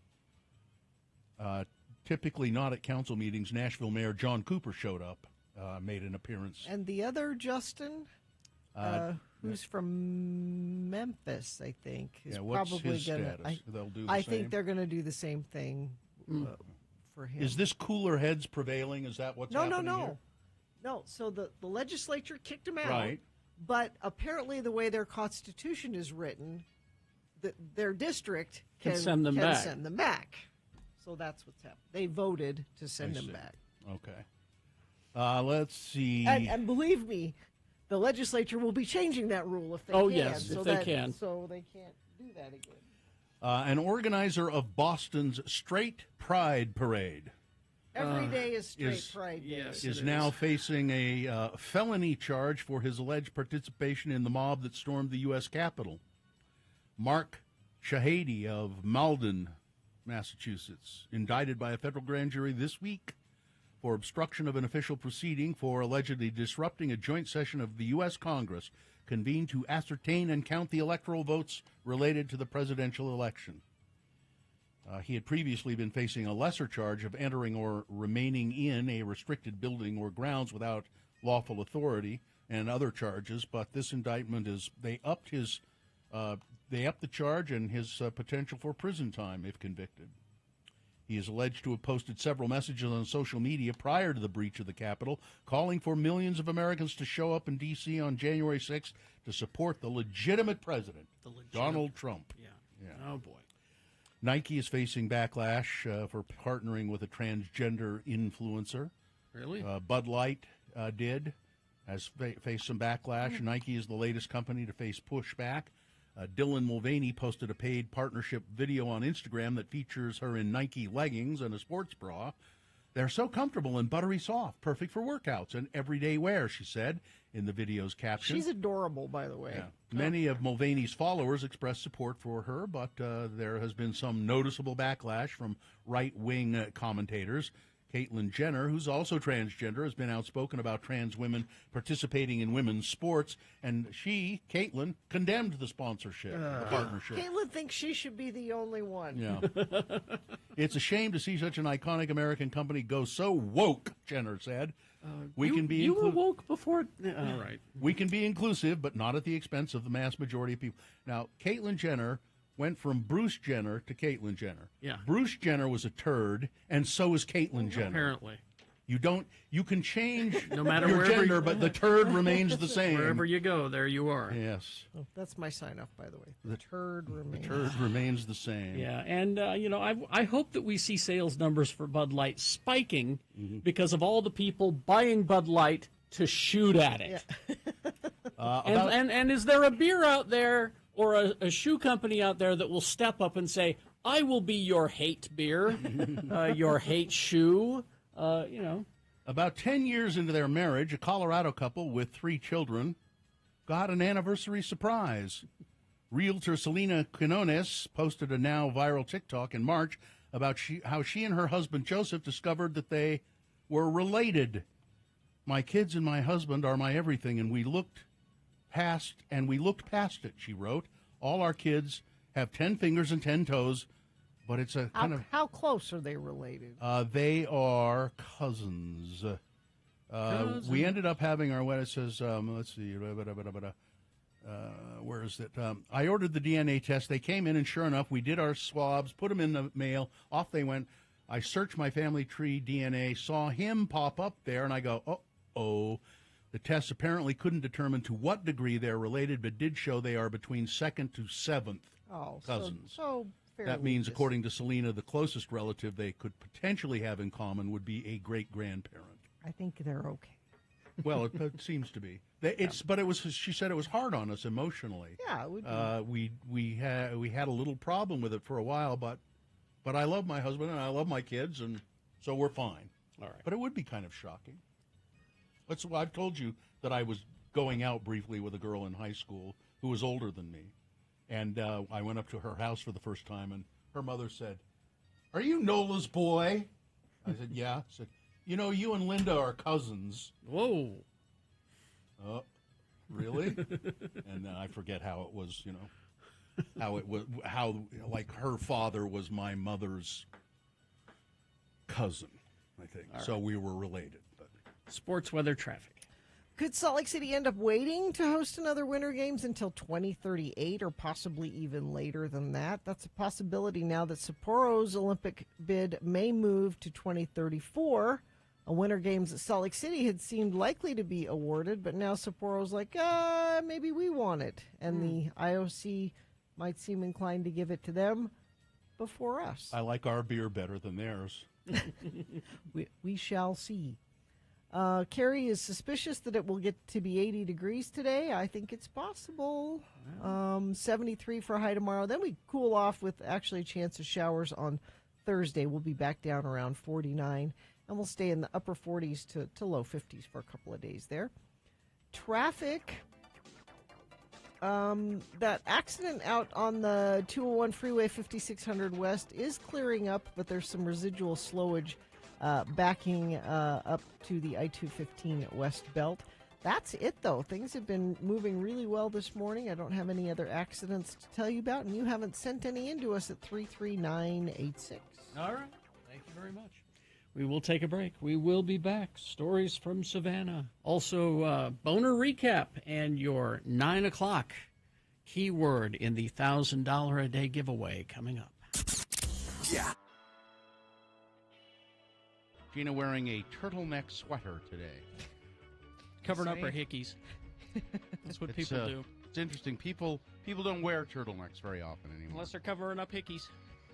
You got something against hickeys? That's why I used to have a dickie. To cover your hickey? To cover the hickey. It was my hickey dickie.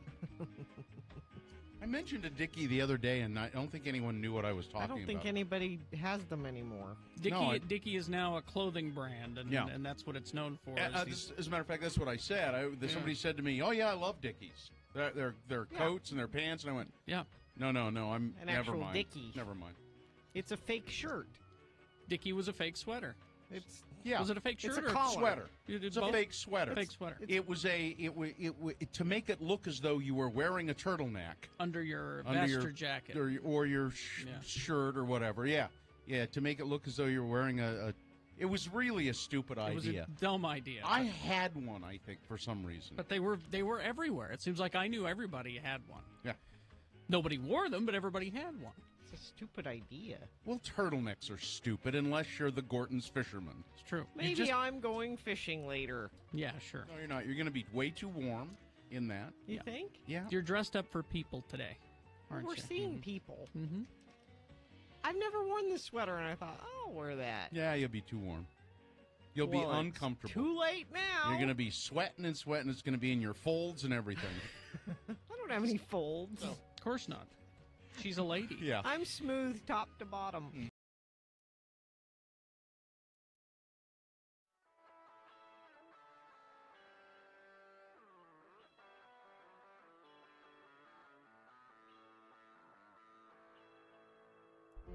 Ladies and gentlemen, the Radio from Hell show is proud to announce a brand new entertainment in downtown Salt Lake City. That's right. It's the grand opening of Carrie and Bill's Shakespeare Dinner Theater, where patrons can enjoy the very best in culture and cuisine. Each month, Bill and I will present a brand new Shakespeare play for your delight. And with each play, we'll change our dinner theater menu. We begin this weekend with Hamlet, Prince of Denmark. Who's there? Nay, answer me. Stand and unfold yourself. Long live the king. Bernardo? Line. He. You come most carefully upon your hour. 'Tis now struck 12. Get thee to bed, Francisco.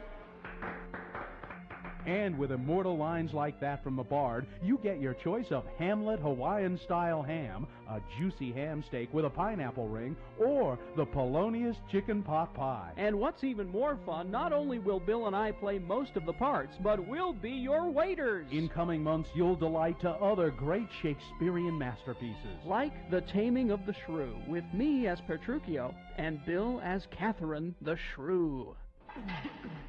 If I be waspish, best beware my sting. My remedy is then to pluck it out. Aye, if the fool could find it where it lies. Who knows where a wasp does wear his sting? In his tail. In his tongue. Whose tongue? Yours, if you talk of tails, and so farewell. What? With my tongue in your tail? Nay, come again, good Kate, I am a gentleman. It's Carrie and Bill's Shakespeare Dinner Theater in the old Felt Electric building in the Regent Street alley off 2nd South. And look in your Happenings coupon book for a 2-for-1 coupon, good on Wednesdays and Thursdays at Carrie and Bill's Shakespeare Dinner Theater. Your dinners are full price, but one of you will get to sit through the play twice. Get thee hence to Carrie and Bill's Shakespeare Dinner Theater, where you give us the dough and we put on the show.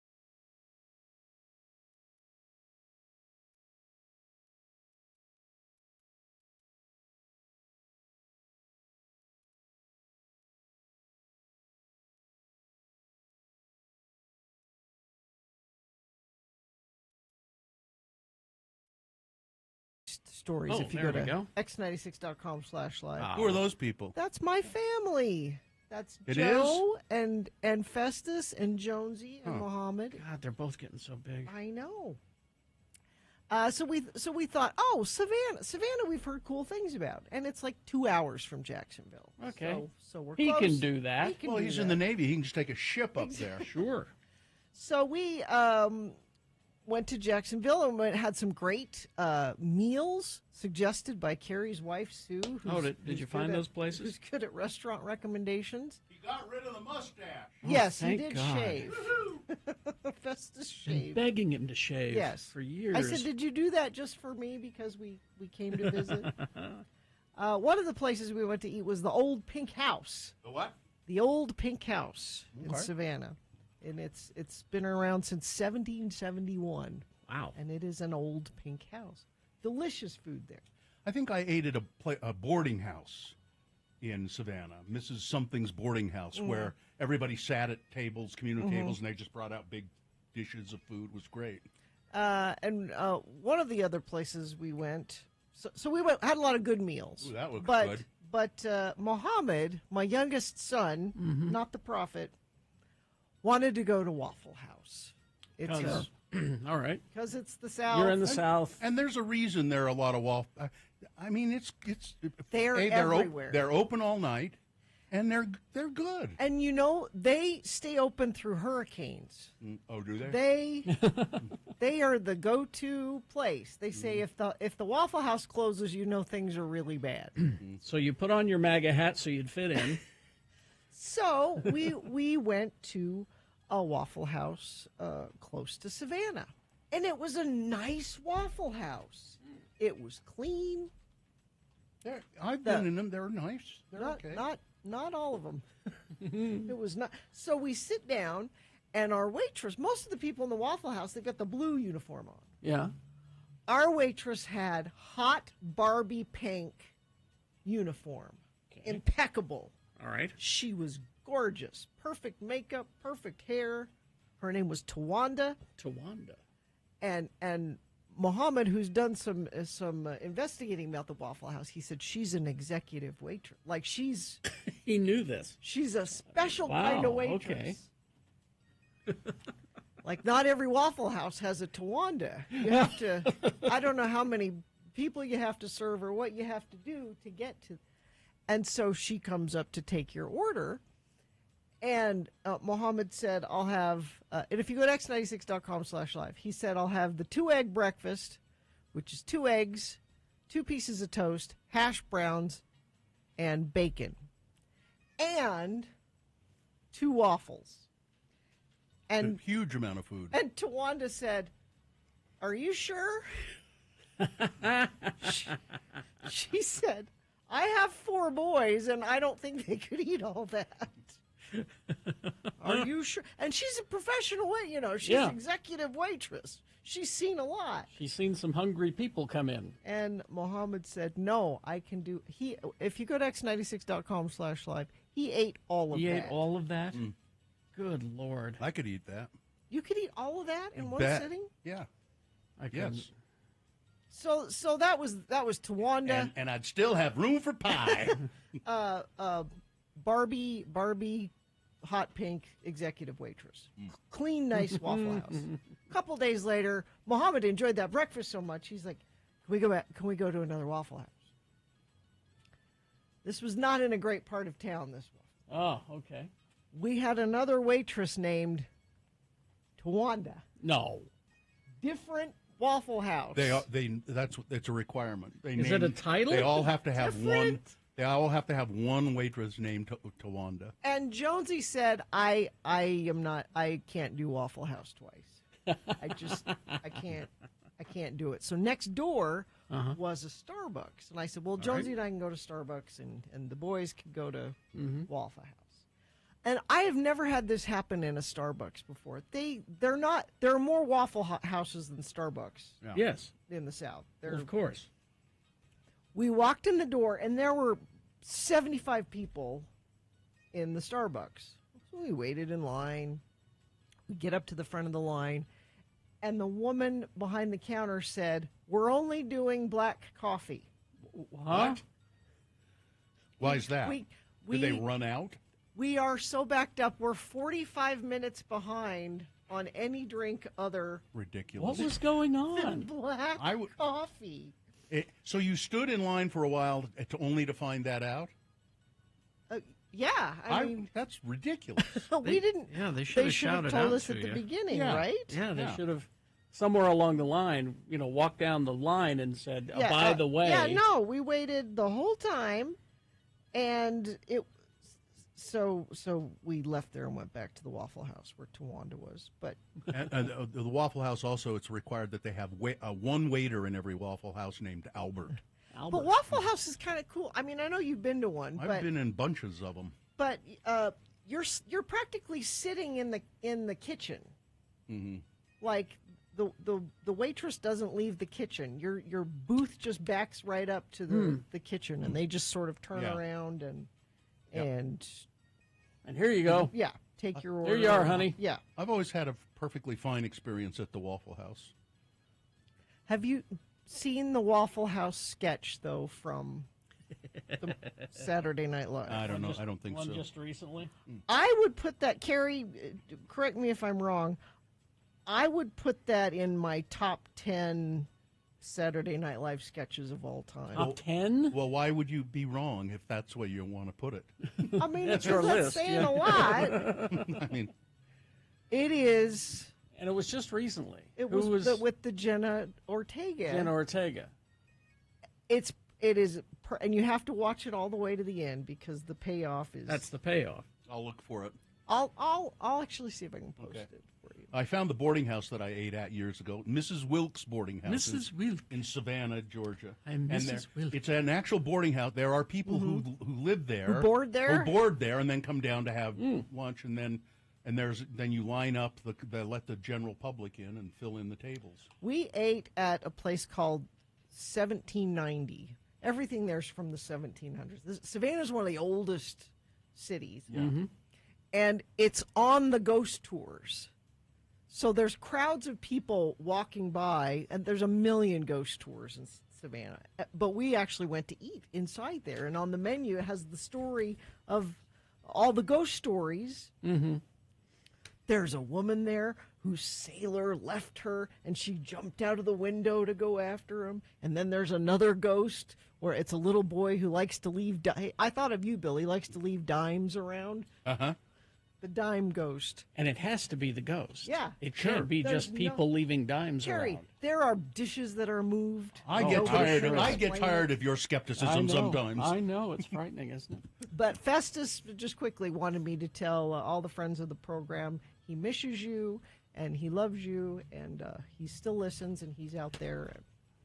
People want to know, at the Pink House, did they sing to you, and did you go to the basement bar? No, I didn't know there was a basement. Secret basement bar. You're going to have to go back. At the Pink House, Gina. We'll go back. Still some slowage on the 201 due to that earlier accident eastbound. 5600 West is where that was, and still causing issues, although that's the only place I'm seeing issues, and you haven't sent anything in recently. But if you see something, you can say something and text it to us, 33986. Take a visual trip while listening to some of your favorite rock bands at Clark Planetarium. Cosmic light shows play in the Hanson Dome Theater every Friday and Saturday night. Visit clarkplanetarium.org for tickets. All right, we're going to have some messages, and then your 9 a.m. word in the $1,000 a day giveaway. Just text the word as soon as we announce it to 33986. Stand by. We'll do that in a few moments. And we'll have a song for you, and then we're going to play the boner recap. All of that on the way. KXRK Provo. We know that you don't like missing even a minute of the Radio from Hell show. And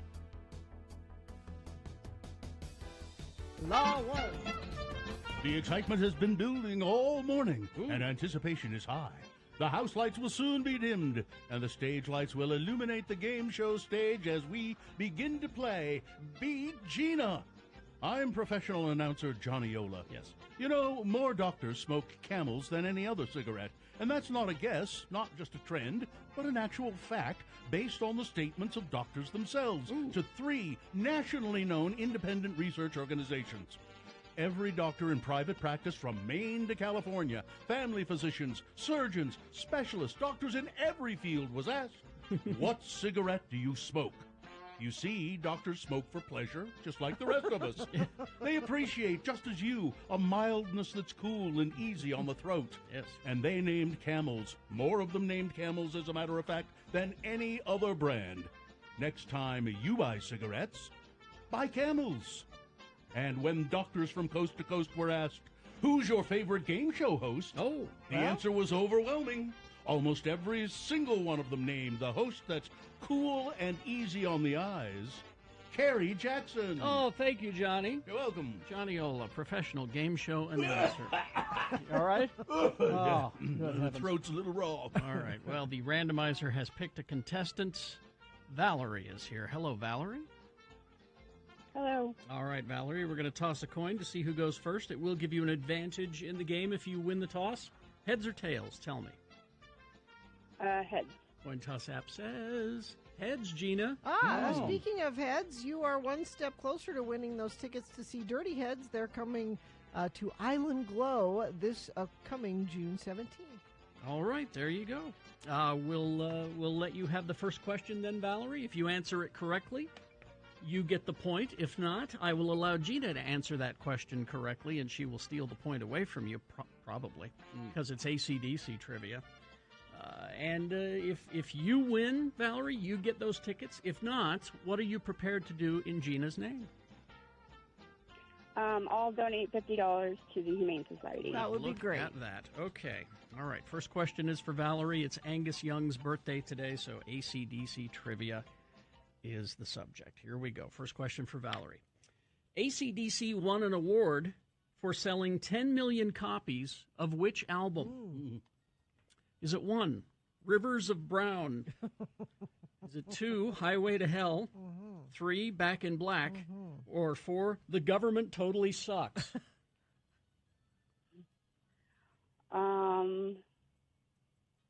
Was it Back in Black? Back in Black is correct. There's a point for you, Valerie. Good job. Now, Gina.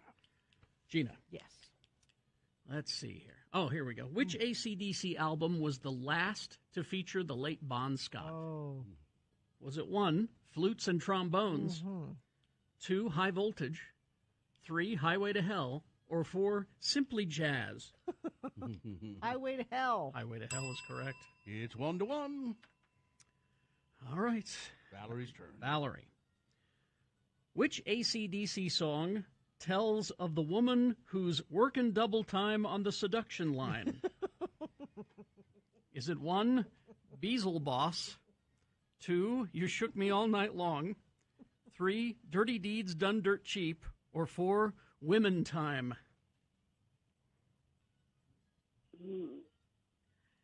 Is it Dirty Deeds? No. Oh, Valerie. Oh. Chance to steal.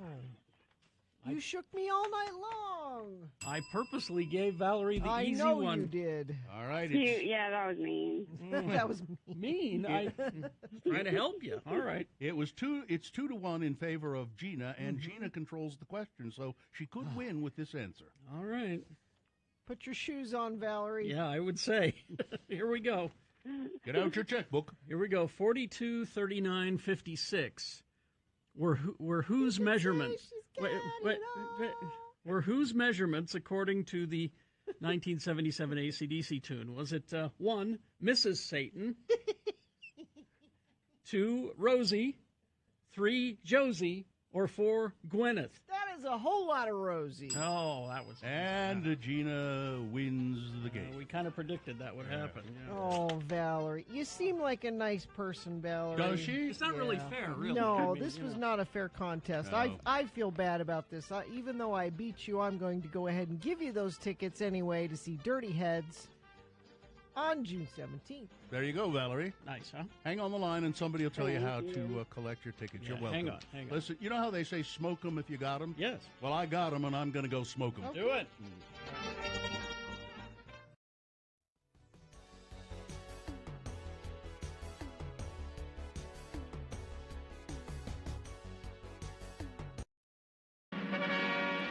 Time for your 9 a.m. keyword in the 1K a day giveaway. This keyword, text it to 33986 for your chance to win the 1K a day with X96, powered by Cyprus Credit Union. The keyword is daybreak. All one word, daybreak. D-A-Y-B-R-E-A-K, daybreak. Text that to 33986 now for your chance to win 1K a day with X96, powered by Cyprus Credit Union. X96 Radio.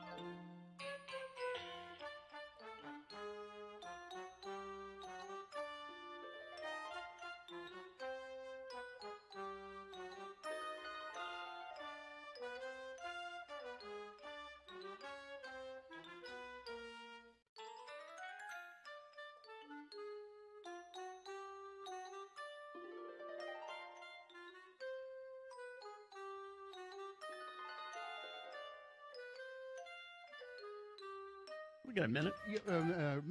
Restrooms are men's restrooms are terrible places. Oh, they are. They are just. I terrible wouldn't places. know. So this is based on a recent experience, like 10 minutes ago. Okay. So I'm there in the restroom. Yes. Standing at the urinal, and then there's a little partition between. There are two urinals side by side, a little partition between them. Mm-hmm. So I'm standing there. I've got my hand. I'm bracing myself up against the wall, and I'm doing my business. And somebody comes in, and I don't see who it is, and stands. Goes to the urinal to the right of me, and the first thing that happens is I hear, "Shoo." And then as I'm standing there, and whoever it is standing there, and part way into his business, I hear, "Oh man, really? Oh, Really? Yeah. Oh." You know, you don't have to make those noises. You know. And I'm just standing there going. Now, by this time, I am completely done, but I don't move. No, I'm going to wait for that person to be done and leave the restroom. Which I did. As soon as I heard the hand washing was over and the door opened, I went and washed them. I'm happy that he's enjoying the experience. I guess. So much. I guess. I don't think I vocalize when I. Certainly not. Maybe I do. I don't know. I'll have to check next time. But I certainly wouldn't do it if somebody else was in there. I don't know, because I purposely stay out of the bathroom if someone's already in there. If I open the door and I see somebody in there, I'll turn around and I'll leave. That's what I do too. Because I like to have my privacy. But you do vocalize every morning, and I keep thinking, should I ask if he's okay? Oh, when I first come in? When you get here, I know. There's a lot of sighing. And I keep thinking to myself, should I ask if he's okay? Yeah, you're right. I know I do that, and there is a reason. To be very honest, I am in considerable pain. I'm sorry. That's the reason. Okay, And then I won't ask. I have my back is not treating me well, and that's pretty much what it is. I'm sorry to hear that. But I mean, I'm like when I'm sitting here, you're fine. Just pretty much. You know. There's just. But when if I've been moving and walking into the room and carrying my bag, and it's like, do we need to get you a porter? A porter. Well, listen, that'd be nice. Porter. That'd be nice. Where do we get a porter? You know, I'm tempted to start. When I go to the grocery store, I always, even if I can get one item, I get a cart because I can lean on the cart and use it. I'm tempted to start using those little. The electric scooters? Yeah, the little one you drive around the store. That'd be fun. And I could. That's what they're there for. I mean, you've got a pass, right? Yeah, I mean, I have a handicapped pass for my car. We go. But you don't need that for the. I don't think they Just even take it. Here. I don't know. I feel weird doing it though. That's what they're for. I need to get a little exercise. I think that if you're going to do it, but commit to it. Yeah. And when you go past somebody, go, whee! Or if there isn't one there, complain to the management. Complain to the management. There you go.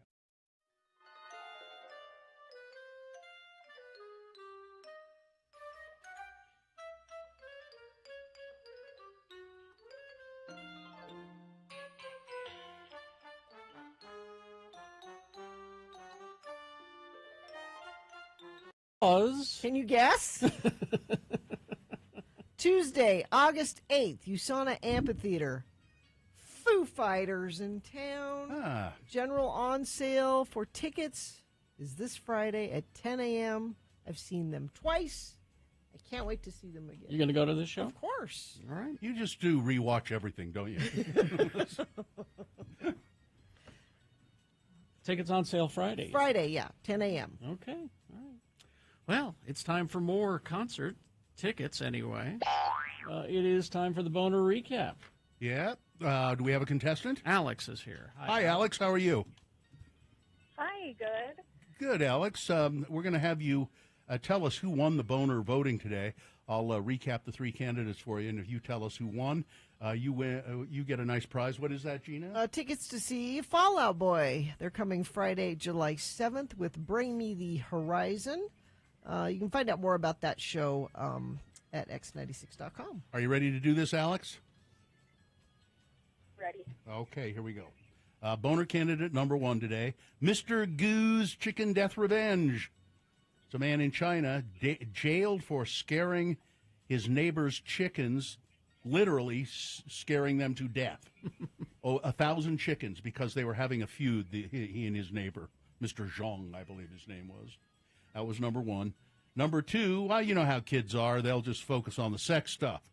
An illustrated book or graphic novel of Anne Frank's diary was removed from a Florida school library because there was some stuff in it about Anne Frank exploring her puberty, changing body. Yeah. And this not made up. No, it's it's from her diary. Stuff that's really in her diary. But somebody said, it distracts from the Holocaust. No, not really. And then number three, another good boner candidate. He's not a god. He's Boebert's kid, a former friend of Lauren Boebert's 19-year-old son. A former friend, I say, because the friend and Lauren Boebert's son were in a car accident. Boebert's kid was driving. This other guy, Noble D'Amato, was injured, and the Boeberts refused to acknowledge that there was anything wrong. He got off light, and it's made him very angry. So of those three, Alex, which one was the winner? I feel like anything having to do in Florida is pretty safe, so I'm going to say the second one, the banning. It's a good guess. You are correct. That was the winner. They both, number two and number three, both got over 100 votes. But number two won, and so you get tickets to see Fallout Boy. Alex. Nice. Yay! Hang on the line, Katie. I'll get some information from you. Hang on. Okay. I tweeted out that Waffle House. Somebody in the chat room put a link to it too, so I got it from there. But anybody else can get it at RFHG. Yeah. I can't wait to watch it. I don't know. Just every time I think of the Waffle House and I think of the menu and I think of that, I just there's a smell that just yeah, it's a wonderful grease it appears smell. in my nose. Yeah. It's not wonderful in my nose. It seems bleh. Oh, I like it. I like that. It's, you walk in and it's years of accumulated. Yes, that's exactly what it smells bacon grease like. and syrup. That's what I'm talking about. I like it. That's why my daughter was like, "Nope, I can't do it twice. I can't do it twice." I go in there and I say, "Yeah, this is my kind of place." Did you have the hash browns though? Because that's allegedly that is the one thing that we had. That's what they're known for. When we went, well, and waffles. Yeah, had that. They're good. They're greasy, but in a good way. Greasy in a good way. You get a napkin, and you sop it kind up. of sop it a little bit, and then Do you? Yeah, that's what I did. And then throw the napkin on the floor because it's the Waffle House. Okay, Tawanda will get it. Sure. All right, we will take a break. We'll be back. Big boy news coming up after these. Stand by. You can win $1,000 every weekday with X.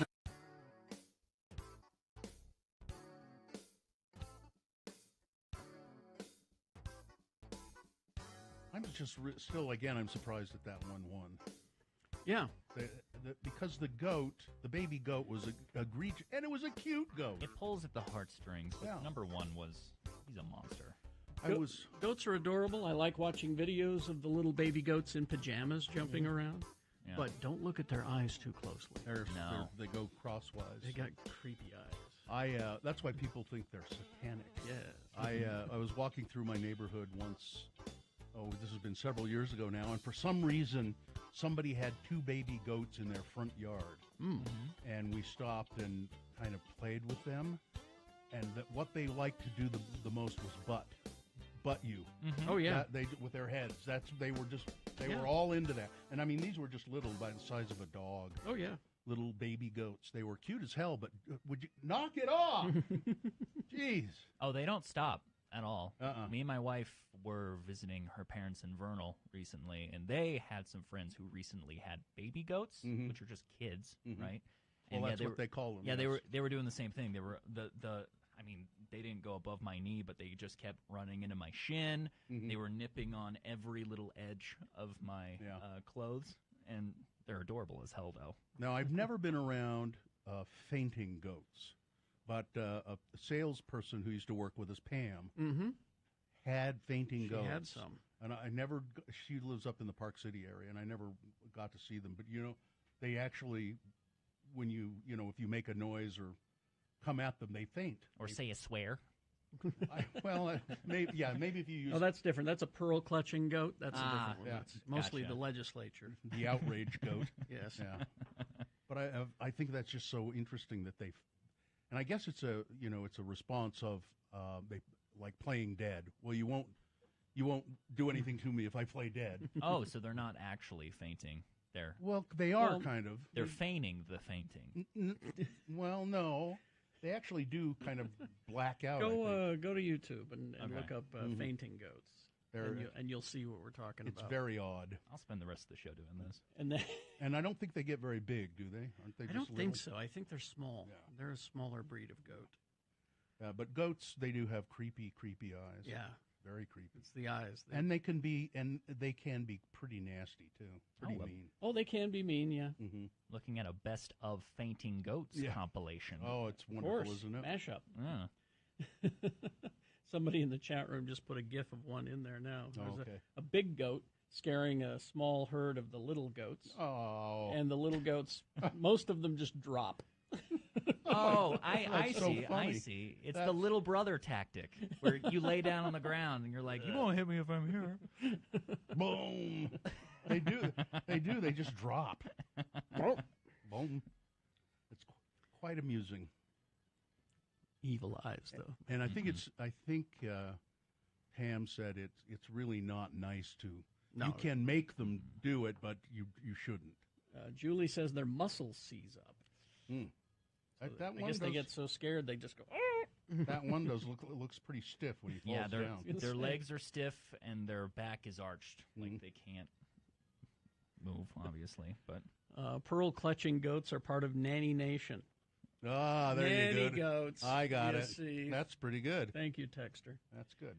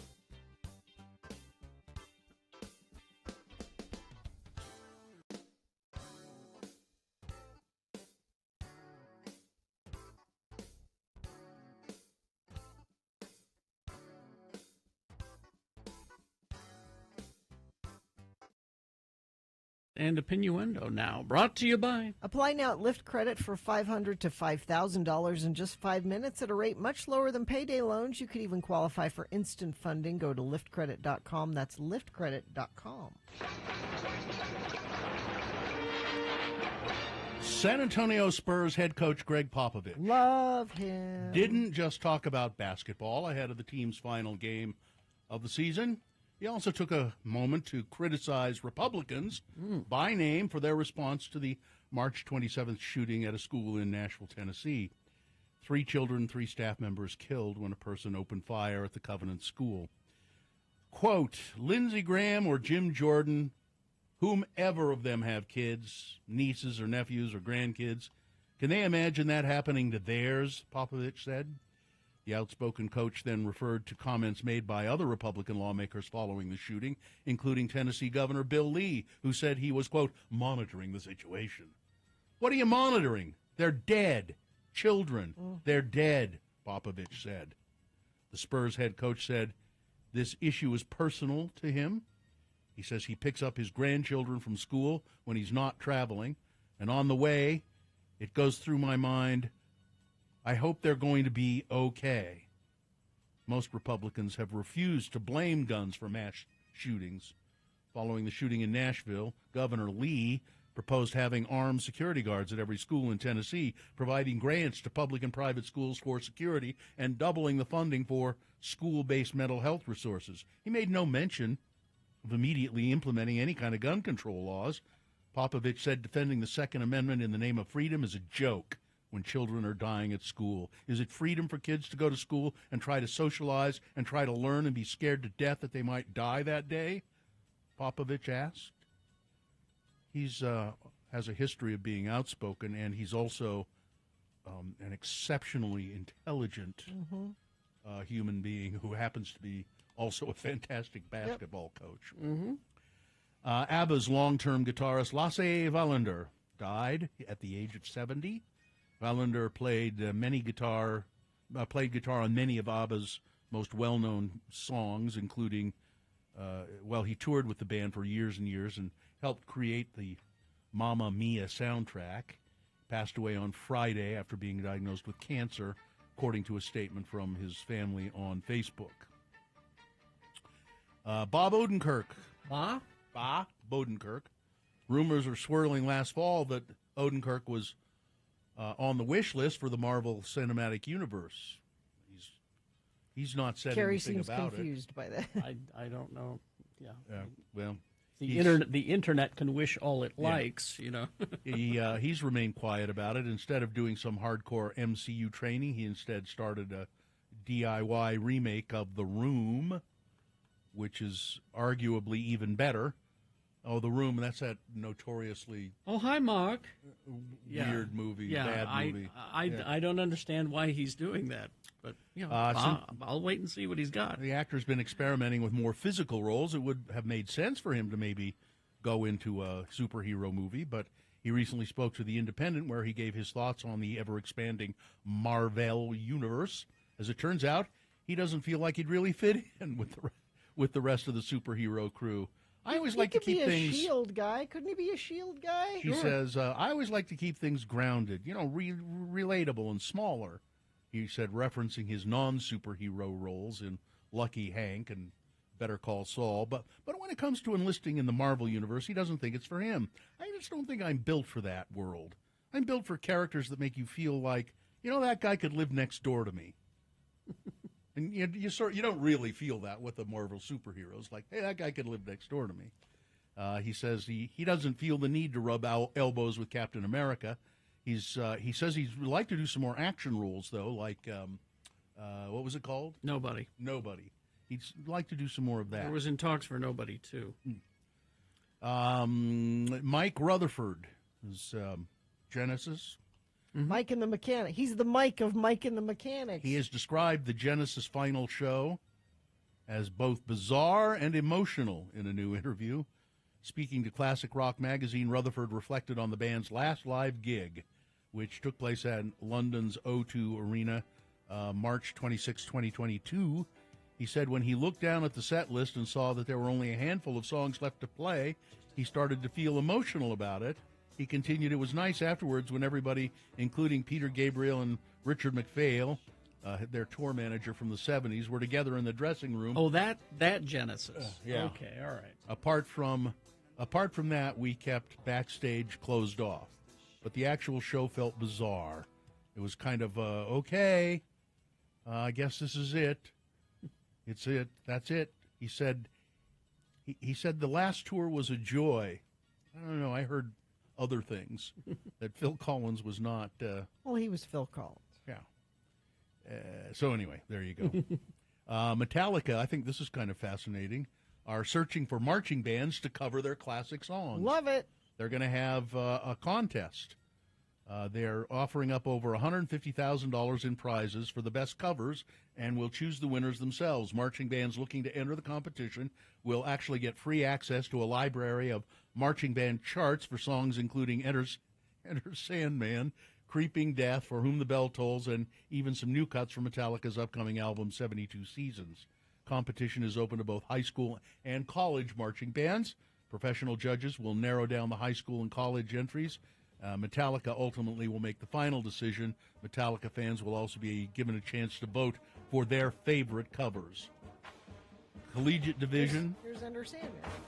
Collegiate division, $75,000 in prizes. Division 2, $40,000. High school, $15,000. I like it. At least it's not the Imperial Death March. I don't ever need to hear that at a football game ever again. Sex Pistols' Glenn Matlock said he was very disappointed with the Pistol television series. Did you watch it? Any of it? Yeah, I watched it all. How was it? It was fine. Premiered on Hulu and Disney. I forgot all about it. It's been a year and a half now, and is this an old story, or is he now just getting around to talking about it? Because I don't know. Posted. Everybody bitched about it at the time that it was on. This is from April 11th. Pistol premiered on Hulu and Disney on May 31st last year. Starred Anson Boone as Johnny Rotten, Louis Partridge. Oh, he's very good. As Sid Vicious, Jacob Slater as Paul Cook, and Christian Lee as Glenn Matlock. Also, Maisie Williams was in the cast, and was based on Steve Jones' memoir. In an interview with Metal Voice, Matlock said he was very disappointed in it, actually, considering I had meetings with Danny Boyle about it. But I'm not disappointed that it came out. He didn't take my notes at all. I think that's what he's saying. I'm not disappointed that it came out. I thought it was important that it went ahead. But he says I gave him some input and he didn't use any of it. So. Well, this was based on Steve Jones' memoir, so you put one out and we'll talk.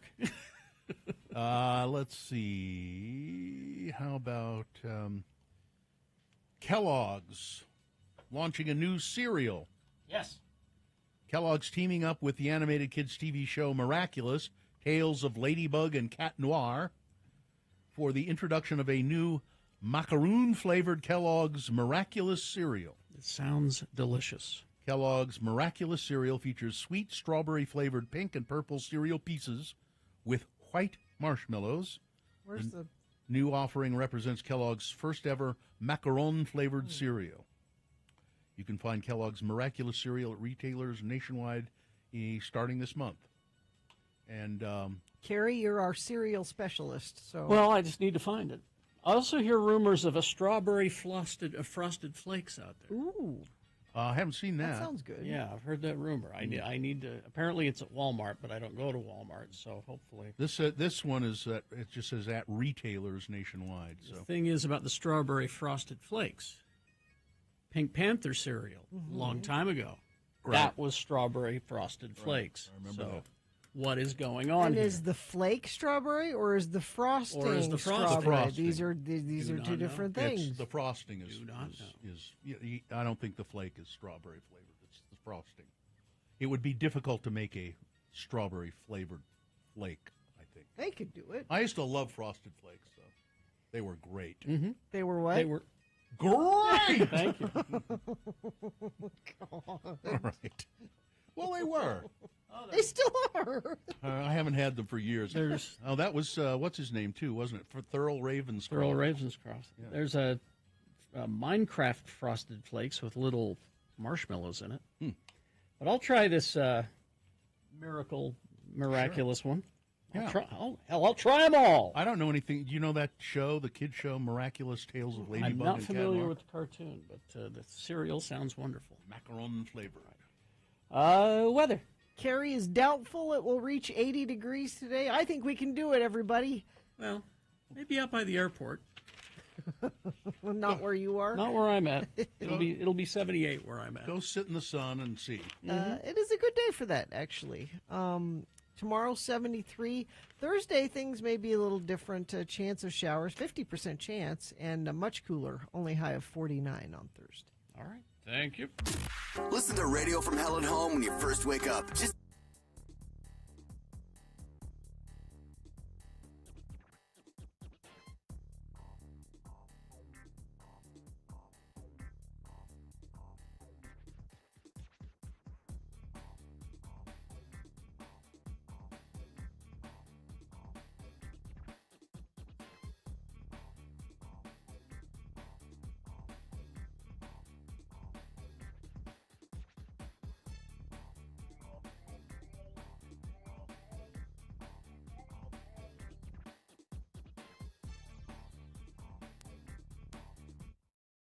Flay.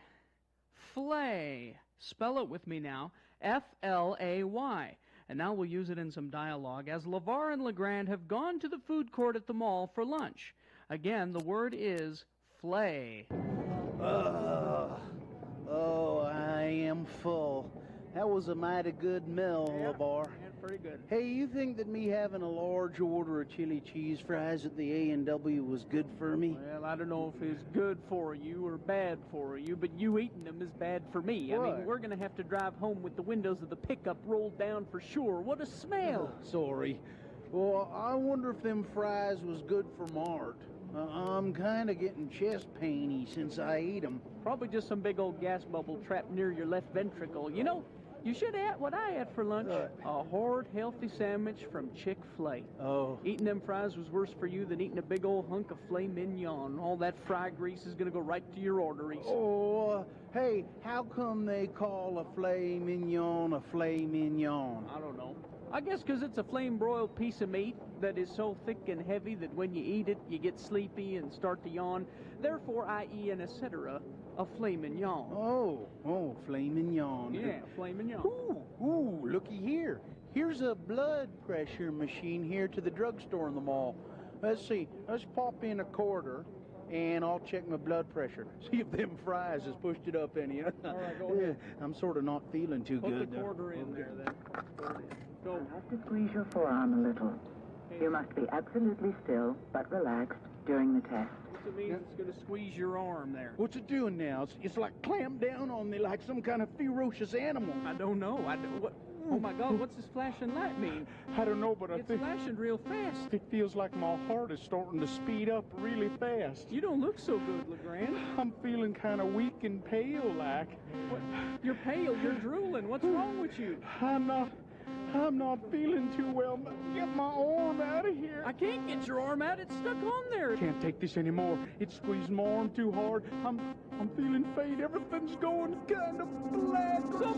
Somebody call the paramedics. Test is finished. I will display the results. You may remove your forearm. I didn't get enough information that time to give you accurate readings for everything. If you want to try again, push the start button to begin the test. No fetching way. I'm not going through that again. Well, I said you didn't get it right the first time. I'm not going through that again. Let's just run over to the Chick-fil-A and get me a soft serve ice cream. Okay.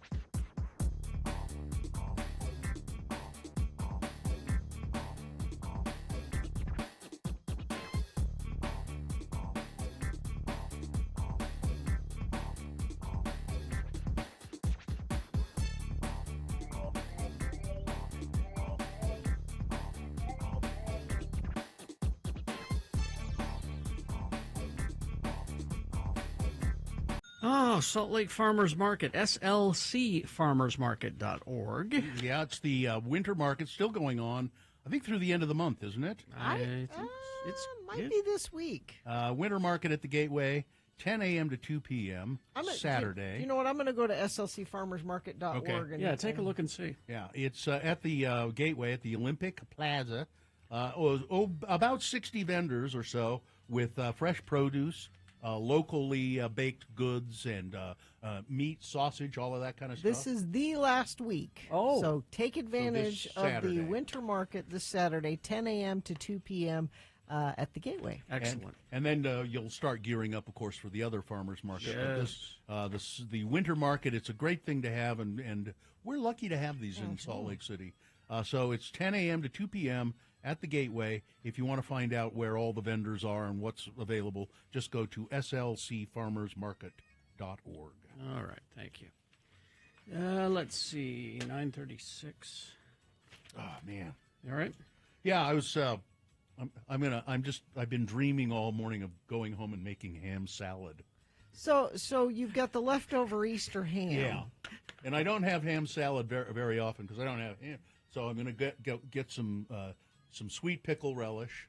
I don't have any at home, but that's all I really need. And then some mayonnaise, and maybe a touch of mustard. Did you do the honey baked ham or did you do your own ham? I got one at the store, a spiral sliced ham at the store, and put it in. I've not ever done a honey baked ham. You've never done a honey? No. How is that possible? It's because it seems way too expensive to me. It's way too delicious.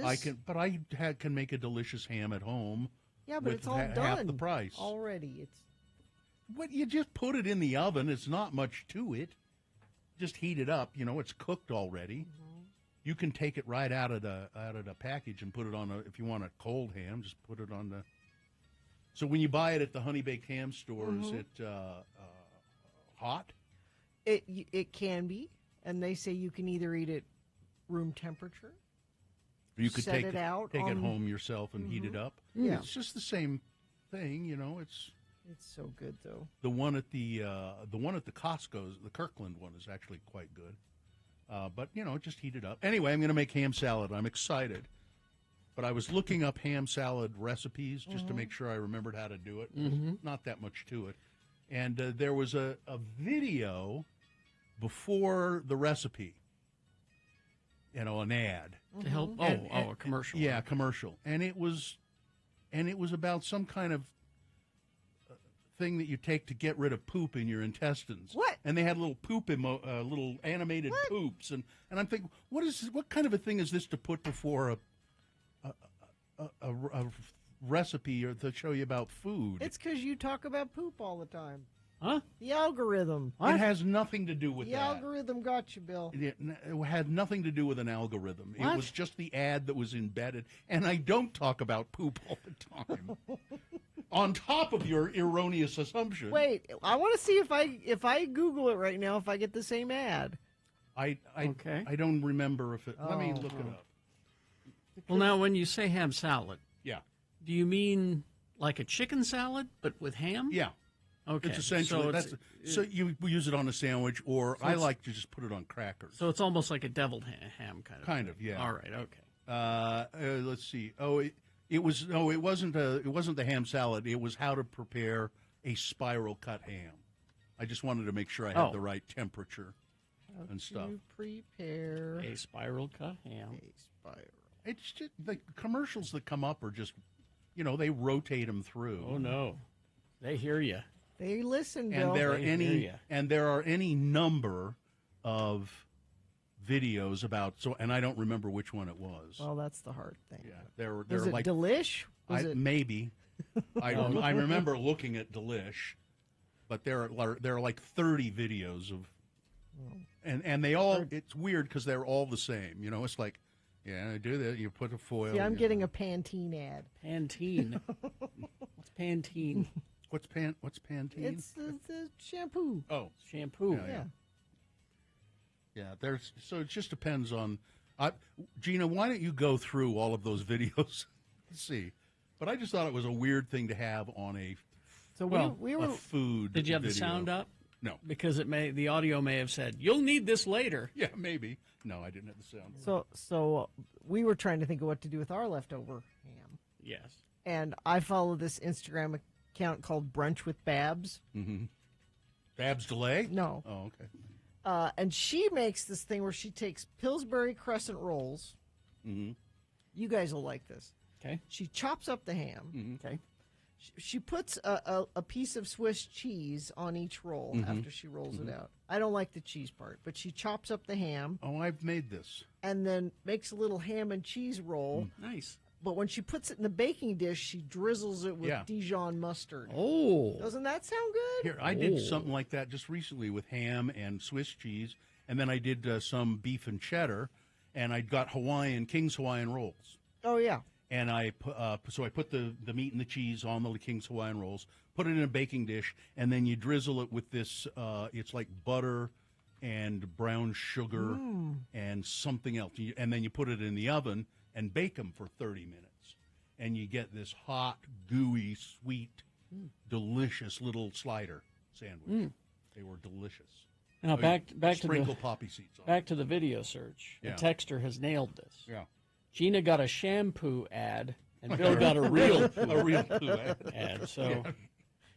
Depends on your it depends on your algorithms. None of that shampoo for me. I don't know. I only want the real Get stuff. yourself some real poo. Yeah. Ugh. Yeah, I don't remember. It was some. I don't remember what the product was, but I just glanced at it, and there were these little piles of poop with eyes, dancing around, and I go, "What the hell?" Weird. And now the chat room has discovered not only it's called strawberry milkshake flavor Frosted Flakes. But now they have the Frosted Flakes that's Avatar themed, and they're blueberry. Do they taste like water? I don't know. They should taste like water. The taste of Avatar. See, now I got to try all of those. I got this milk in the fridge. It's going to go bad unless I. You You have better to. I stop gotta. on the way home. I gotta. It's a waste if you don't. Stop on the way home, or Yeah. you're going to have sour milk on your hands. That's right. Don't want that. Nope. Gotta have the cereal. Gotta have the cereal. All right. Well, we will take a break. We will be back crawling towards the exits coming up after these. HasterGames.com, or better yet, go to their location. They've been there forever, 6831 South State Street. They've been doing the tabletop board gamings long before it was cool. You binged all your shows, and you need new ways to be entertained. So Haster Games has got it. The best selection of Pokemon, Magic, Dungeons and Dragons, miniatures, dice. A lot of great family board games and card games for everybody. You can go and try them before you buy them. This week at Haster, March of the Machines for Magic the Gathering is releasing very soon. Haster will be holding a pre-release event for this fantastic set on April 14th and 15th. That's this weekend. This is a chance for players to get access to the upcoming set a week early and to play with some brand new cards. Players can pre-register for these events by going to the store. That's what I suggest, because you can take a look at everything that they have to offer you and talk to the helpful people there. Or you can go to HasterGames.com. They have it for you at 6831 South State Street, Haster Games. The X96. I had a bizarre experience yesterday. What? So I ordered. So I don't order a lot of stuff from Amazon, but my gosh, it's really convenient. You know, I was going to say, why not? That's yeah. I mean, I don't know why I don't do it more, but it's because it hurts local businesses. Yeah, I'd that's rather why, shop That's locally. the reason you shouldn't. I'd rather shop locally, but there were every once in a while there's a specialty item I can't find, or I can't find. Maybe it's a pair of some clothing I can't find the right size or whatever. So anyway, I ordered this item. It doesn't matter what it was from Amazon. And it was $10, and it was free shipping because I'd have Amazon Prime. Mm-hmm. So, and then the way they track the packages, man, it's really slick. I mean, they say, okay, the package is left here, and now it's here, and now it's here, and then they say the package has been delivered to your house. It's on your front porch, and it was there at 3:15. Yeah. So when it said that, I went out and there was no package, and I'm looking around. I go, "There's no package anywhere." But clearly it said 3:15. So I got a hold of Amazon, and they said, "Well, I said, maybe it just got delivered. It must have just gotten delivered somewhere else. And they said, well, we'll just refund your money. And I said, well, I don't know. Should I wait a day or two? Well, you could, but we'll just refund your money. And we'll give you a $5 credit for your trouble. And I said, okay, thanks. And then I thought, I'm not going to order that thing again anyway. I'll go try and find it somewhere else. So yesterday, the woman next door comes over and says, here, this was delivered to my house. Now, Amazon has already said they're going to credit my account for $10. Mm-hmm. So she comes over and says, here, this package was delivered here accidentally. It's for you. It's the missing item. So my decision then is, do I keep it and steal $10 from Amazon? Or no, I don't. Now you're on record. Right. Well, this is the radio bill? So I say to myself, no, of course I don't. And I called them. Mm-hmm. It was such a hassle to get them to take $10 back from me. I was on the phone for a half an hour. It's like they couldn't figure out how to do it practically. Nobody's ever called to give us money back. I said, I just don't want to cheat you out of this $10. Okay. It's like we're not used to people. It's just $10. Doing the right thing. I mean, I was on hold for 20 minutes while this woman tried to figure out how to. She wasn't quite. So either she was inept or it just doesn't happen. I don't know. But what a hassle to get to give them back their $10. And I hope I still get my $5 credit. I'm sure you will. I hope.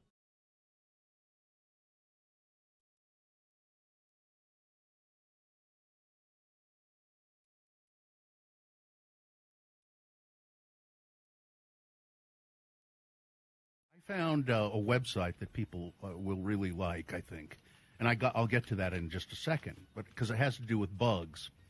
I was at the University Pharmacy, I think it was on Monday, and I came out into the parking lot, and the guy who sort of takes care of the parking lot, Mike, said, oh, you see all these bugs, these little bugs flying around. And I went, oh, yeah. There are clouds of these little bugs. Have you guys seen them? No. Pay attention like when you go home.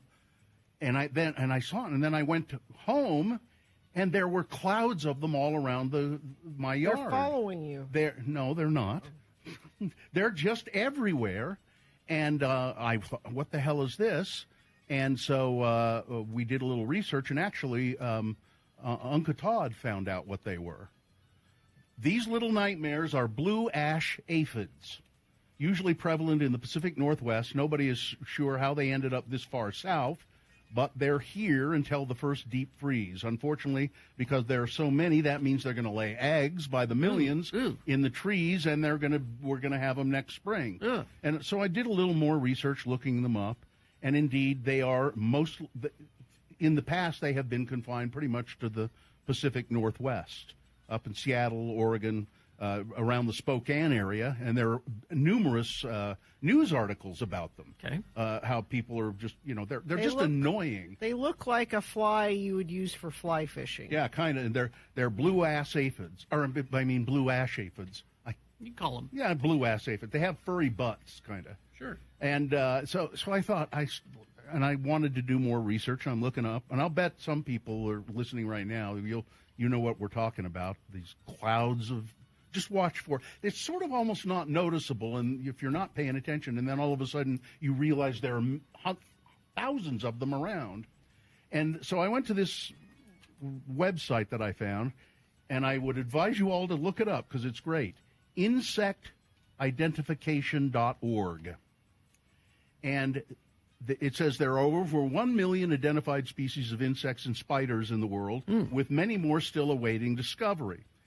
Now, with this website, you can find any of those million that have already been identified, and you can find them either by type of insect, like if you want to know types of spiders, types of beetles, or you can find insects by state. What insects are common to your state? And so I looked up Utah, and we could look at, and then it's further broken down. Do you want to know about Utah spiders? You want to know about Utah dragonflies? Name something you want to. Utah. I don't know what Utah true bugs are. Maybe they're the ones you find only in Utah. Should we click on that? Sure. Let's see. Utah true bugs, and here's what we find. Something called the ambush bug. That's a DC superhero, by the way. The assassin bug, and and then you can click on these, and it'll tell you more about them. Let's see. The broke-backed bug. Any one of these you want to know about, let me know. The brown marmoted stink bug. How about the plant bug? Plant bug? Yeah. The Red Cross shield bug. That's kind of a beetle. All of those are pretty much beetles. But it's just fascinating how many different insects you can find. Spiders, butterflies, wasps, crickets. You can find, if you want to know just any green bugs in your state, any blue bugs in your state, you can just find all of them. It's just incredible. Look up bark beetles. Carrie's got bark beetles. I got bark beetles. Yeah, okay, Utah beetles. It's killing the blue spruce. Let's see, there it is, the bark beetle. Yep, it's killing it, and it says it loves evergreens, blue spruce. It's ruining trees. It's killed it pretty much. Mm-hmm. But that's just one of many beetles. It's just incredible how many different varieties there are. And Utah dragonflies. There are 25 different species of dragonfly in Utah. There's the American ruby spot damsfly, the black saddlebag skimmer. Look up the shoe fly. You want to make a pie? Is that what you look up? Lightning bugs. Okay. We don't have them here. We don't have them here, and I'd like them here. How do we get them here? Can we get them here? It's not hot enough here. It's not hot enough. It's not humid. Yeah, it's not humid. It's too cold for them. Oh. If you've ever seen them, though, geez, they're incredible. I've never seen them. That's the thing. I've in Georgia, and I think that's where I saw them. I've seen them on that pirate ride at Disneyland. Yep. So anything you want to know about bugs? I hate these. The Johnson jumping spider. I hate the jumping spider. They're kind of cool, though. No, they scare me. Well, yeah, but they're... Because you go to get them, and then they... But they are kind of cool. And so you've gone to the website, I see. Isn't it amazing? Yeah. All the different things you can find. The different spiders. The barn funnel weaver spider. The black-tailed crab spider. Ooh, there's an ugly one. What's that? The canopy. Oh, here, it's a jumping spider, Gina. I hate the jumping spider. It's the canopy jumping spider. They're hairy. It jumps on its prey. It packs a lot of personality, it says here. Found in the southeast and along the eastern coast, this particular spider is at home in forests. This website makes me itchy. It's an ambush predator that stalks and pounces on its insect prey. That's an interesting thing about the insect world. What do they eat? They all eat other insects. It's a cannibalistic species. Another reason to hate them. Well, I guess some insects eat plants rather than each other, right? Spiders eat each other. Yeah, they do. So anyway, if you want to know more about bugs, insectidentification.org. You can find them by state, by type, all of that.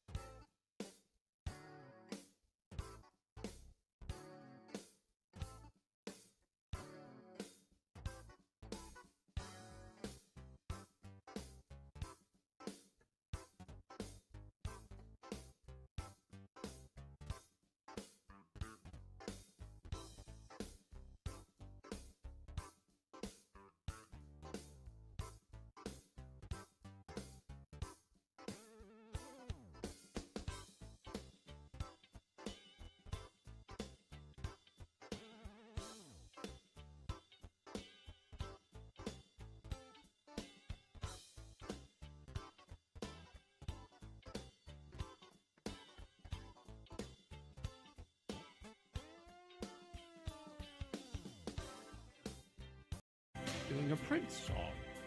So sad. It's KXRK Provo. All right, we have just enough time to do the promo and then crawl towards the exit so that Marcy could get the 10 o'clock keyword in. Okay. All right. Things That Must Go works. Remember that time a friend of the program emailed radiofromhell@x96.com and asked for the snow to go away? Poof! Like magic. It's 80 degrees today. Things that must go on tomorrow's Radio from Hell show. Radio from Hell with Carrie, Bill, and Gina. They're what, Bill? They're great! You made me do that. It was requested. It was? Yeah. Oh. All right. I take requests for the promo, by the way. Oh, really? Yeah, sure. Okay. People will start requesting that you don't write them. Fine job as always, Katie. Live long and prosper, bitches. Hey, don't you know who I am? The turd remains the same. Ooh. Marcy is next. Kicking off